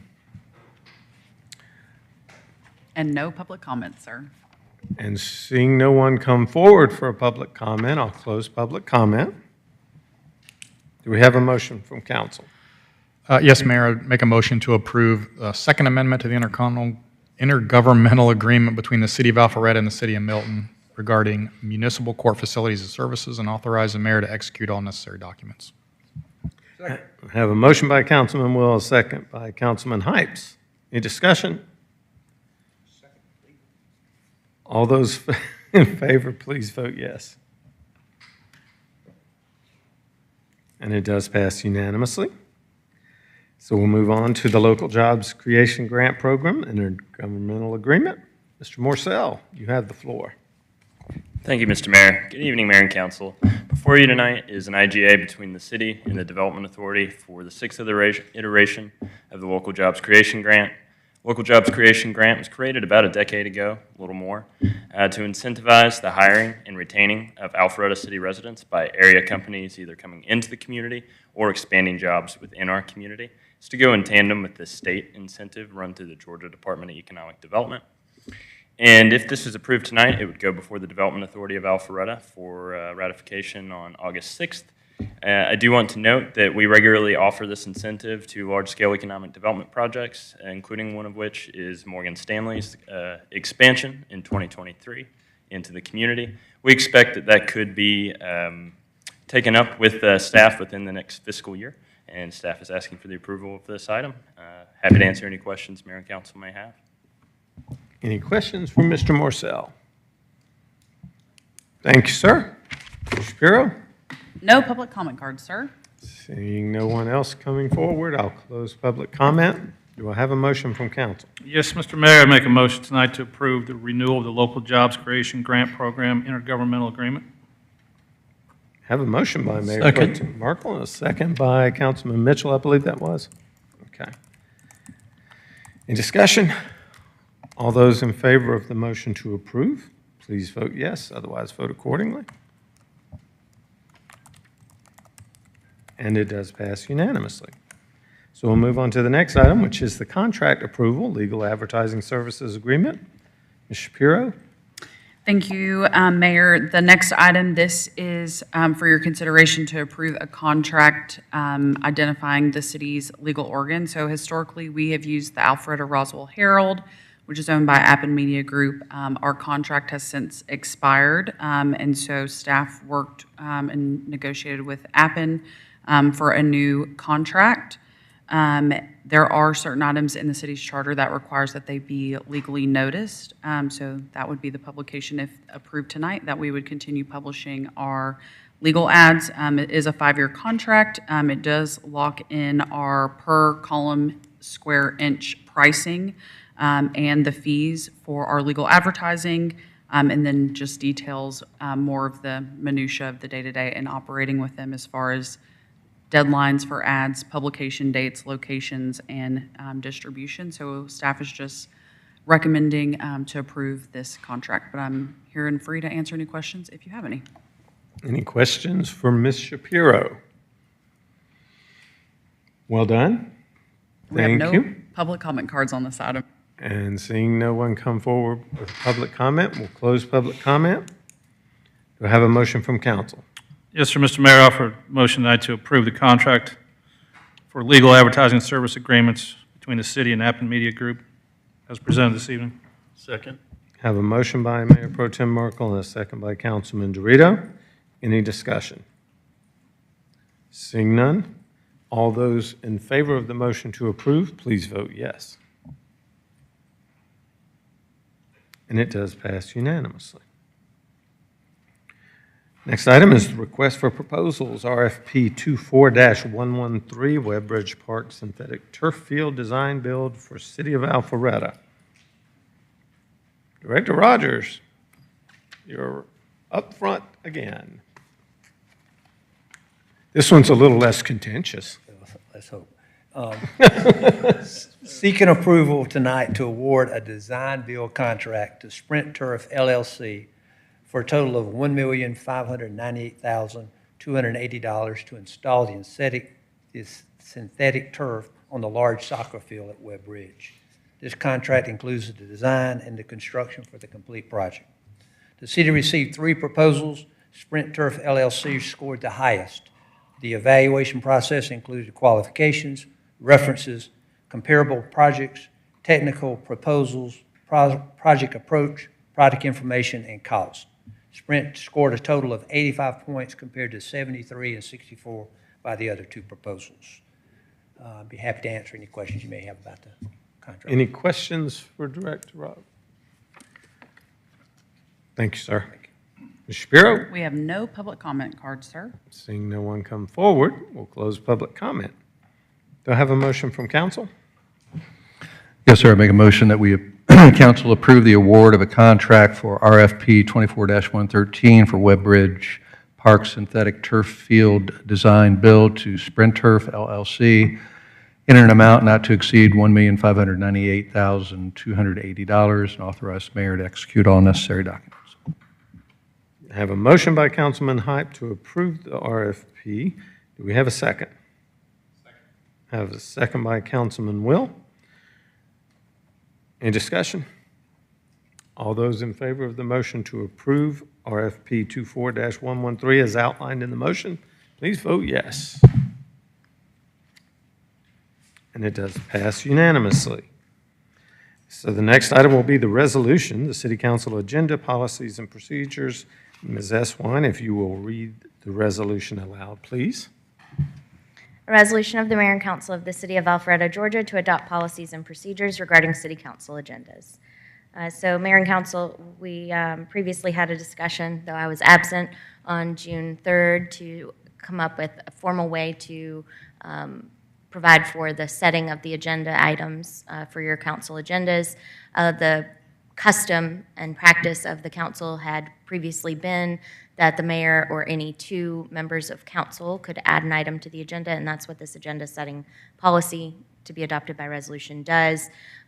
Provides generally that the city administrator actually compiles the agenda because he is essentially the gatekeeper. Staff comes to him and asks for items to be added to the agenda as well, and we have an approval process internally for that, and then provides that in addition to the city administrator, that the city attorney, the mayor, and any 2 members of council can add items to the agenda for any meeting of the city council. And with that, I'd be happy to answer any of your questions. Thank you, ma'am. Any questions? Councilman Will. Just for clarity, you said the mayor and 2 members. It's the mayor or 2 members. Is that correct? Absolutely, yes. Thank you. Any other questions? Thank you. And we have no public comment cards, sir. Seeing no one come forward, I'll close public comment. Do I have a motion from council? Mr. Mayor, I make a motion that we, as council, approve the resolution to adopt policies and procedures regarding city council agendas as referenced by the city attorney. I have a motion by Councilman Hypes, second by Councilman Will. Any discussion? All those in favor of the motion for the resolution for the City Council agenda policies and procedures, please vote yes. And it does pass unanimously, so we'll move on to the next item, which is resolution to condemn 1000 Compass Point Crossing, Alpharetta, Georgia 30005. Ms. Asswine. A resolution by the mayor and council of the city of Alpharetta, Georgia, to authorize the use of eminent domain to acquire certain property located at 1000 Compass Point Crossing, Alpharetta, Georgia 30005, tax parcel 21,561,011,050,280 for right-of-way, permanent easement, and temporary easement for proposed Windward Parkway pedestrian bridges and Windward Parkway drainage modifications.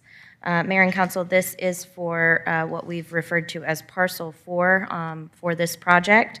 It is for the three different aspects that I mentioned, permanent easement, temporary easement, and permanent right-of-way.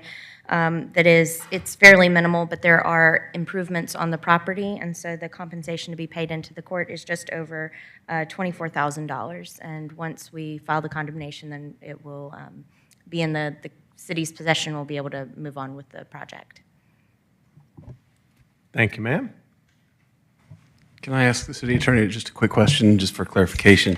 We had heard earlier today that because the agenda published that this was parcel owners with a community member last name as well as the Windward Community Services Association. My understanding is that we came to an agreement with the parcel owner that this condemnation only contemplates the Windward Community Services Association. That is correct. Your agenda packet was updated to update the declaration of taking to amend the amount of compensation to reduce the amount that would have been going to that individual property owner. None of the other documents required revision because the property owner remains the same. So we didn't actually have to change any of those documents, but when we go to file, it will not be a condemnation against that property owner that we have a purchase agreement with. Great, thank you for the clarification. Any questions on this item? Thank you.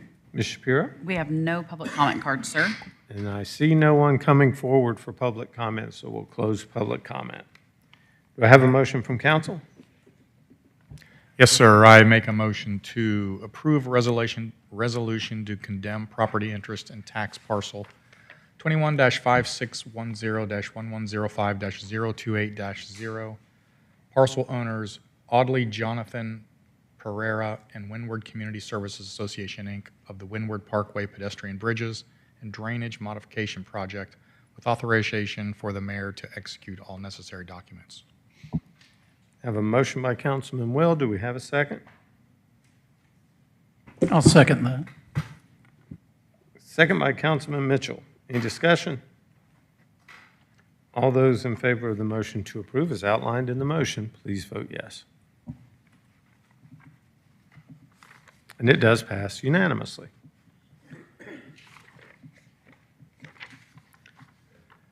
So that'll complete the new business portion of tonight's meeting.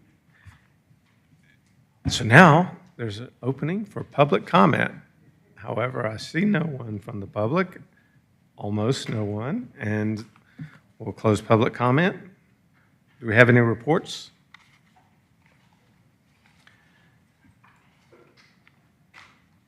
Mr. Lagerbloom, do we require an executive session? It'll be very, very brief, but yes, on the topics of real estate and litigation. All right. That being said, do we have a motion to recess into executive session? So moved. Second. We have a motion by Mayor Pro Tem Merkel, second by Councilman Dorito, to recess into executive session. All those in favor, please vote yes.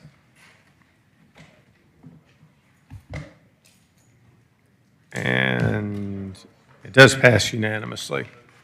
Can you let him know whether there'll be any decisions made afterwards? There will not be any action taken following executive session. Okay. Just make sure the reporter knew.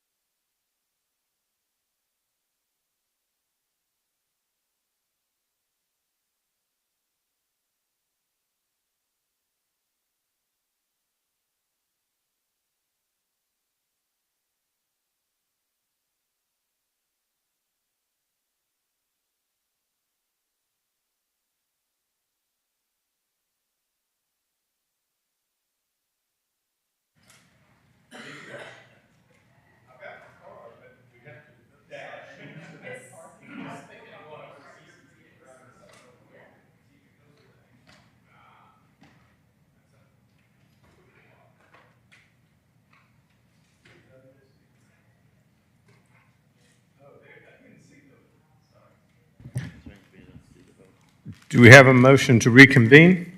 So moved. Second. Have a motion by Councilman Dorito, second by Mayor Pro Tem Merkel to reconvene the meeting. All those in favor, please vote yes.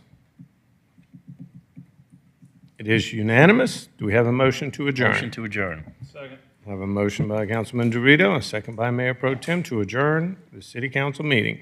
All those in favor, please vote yes. And it does pass unanimously.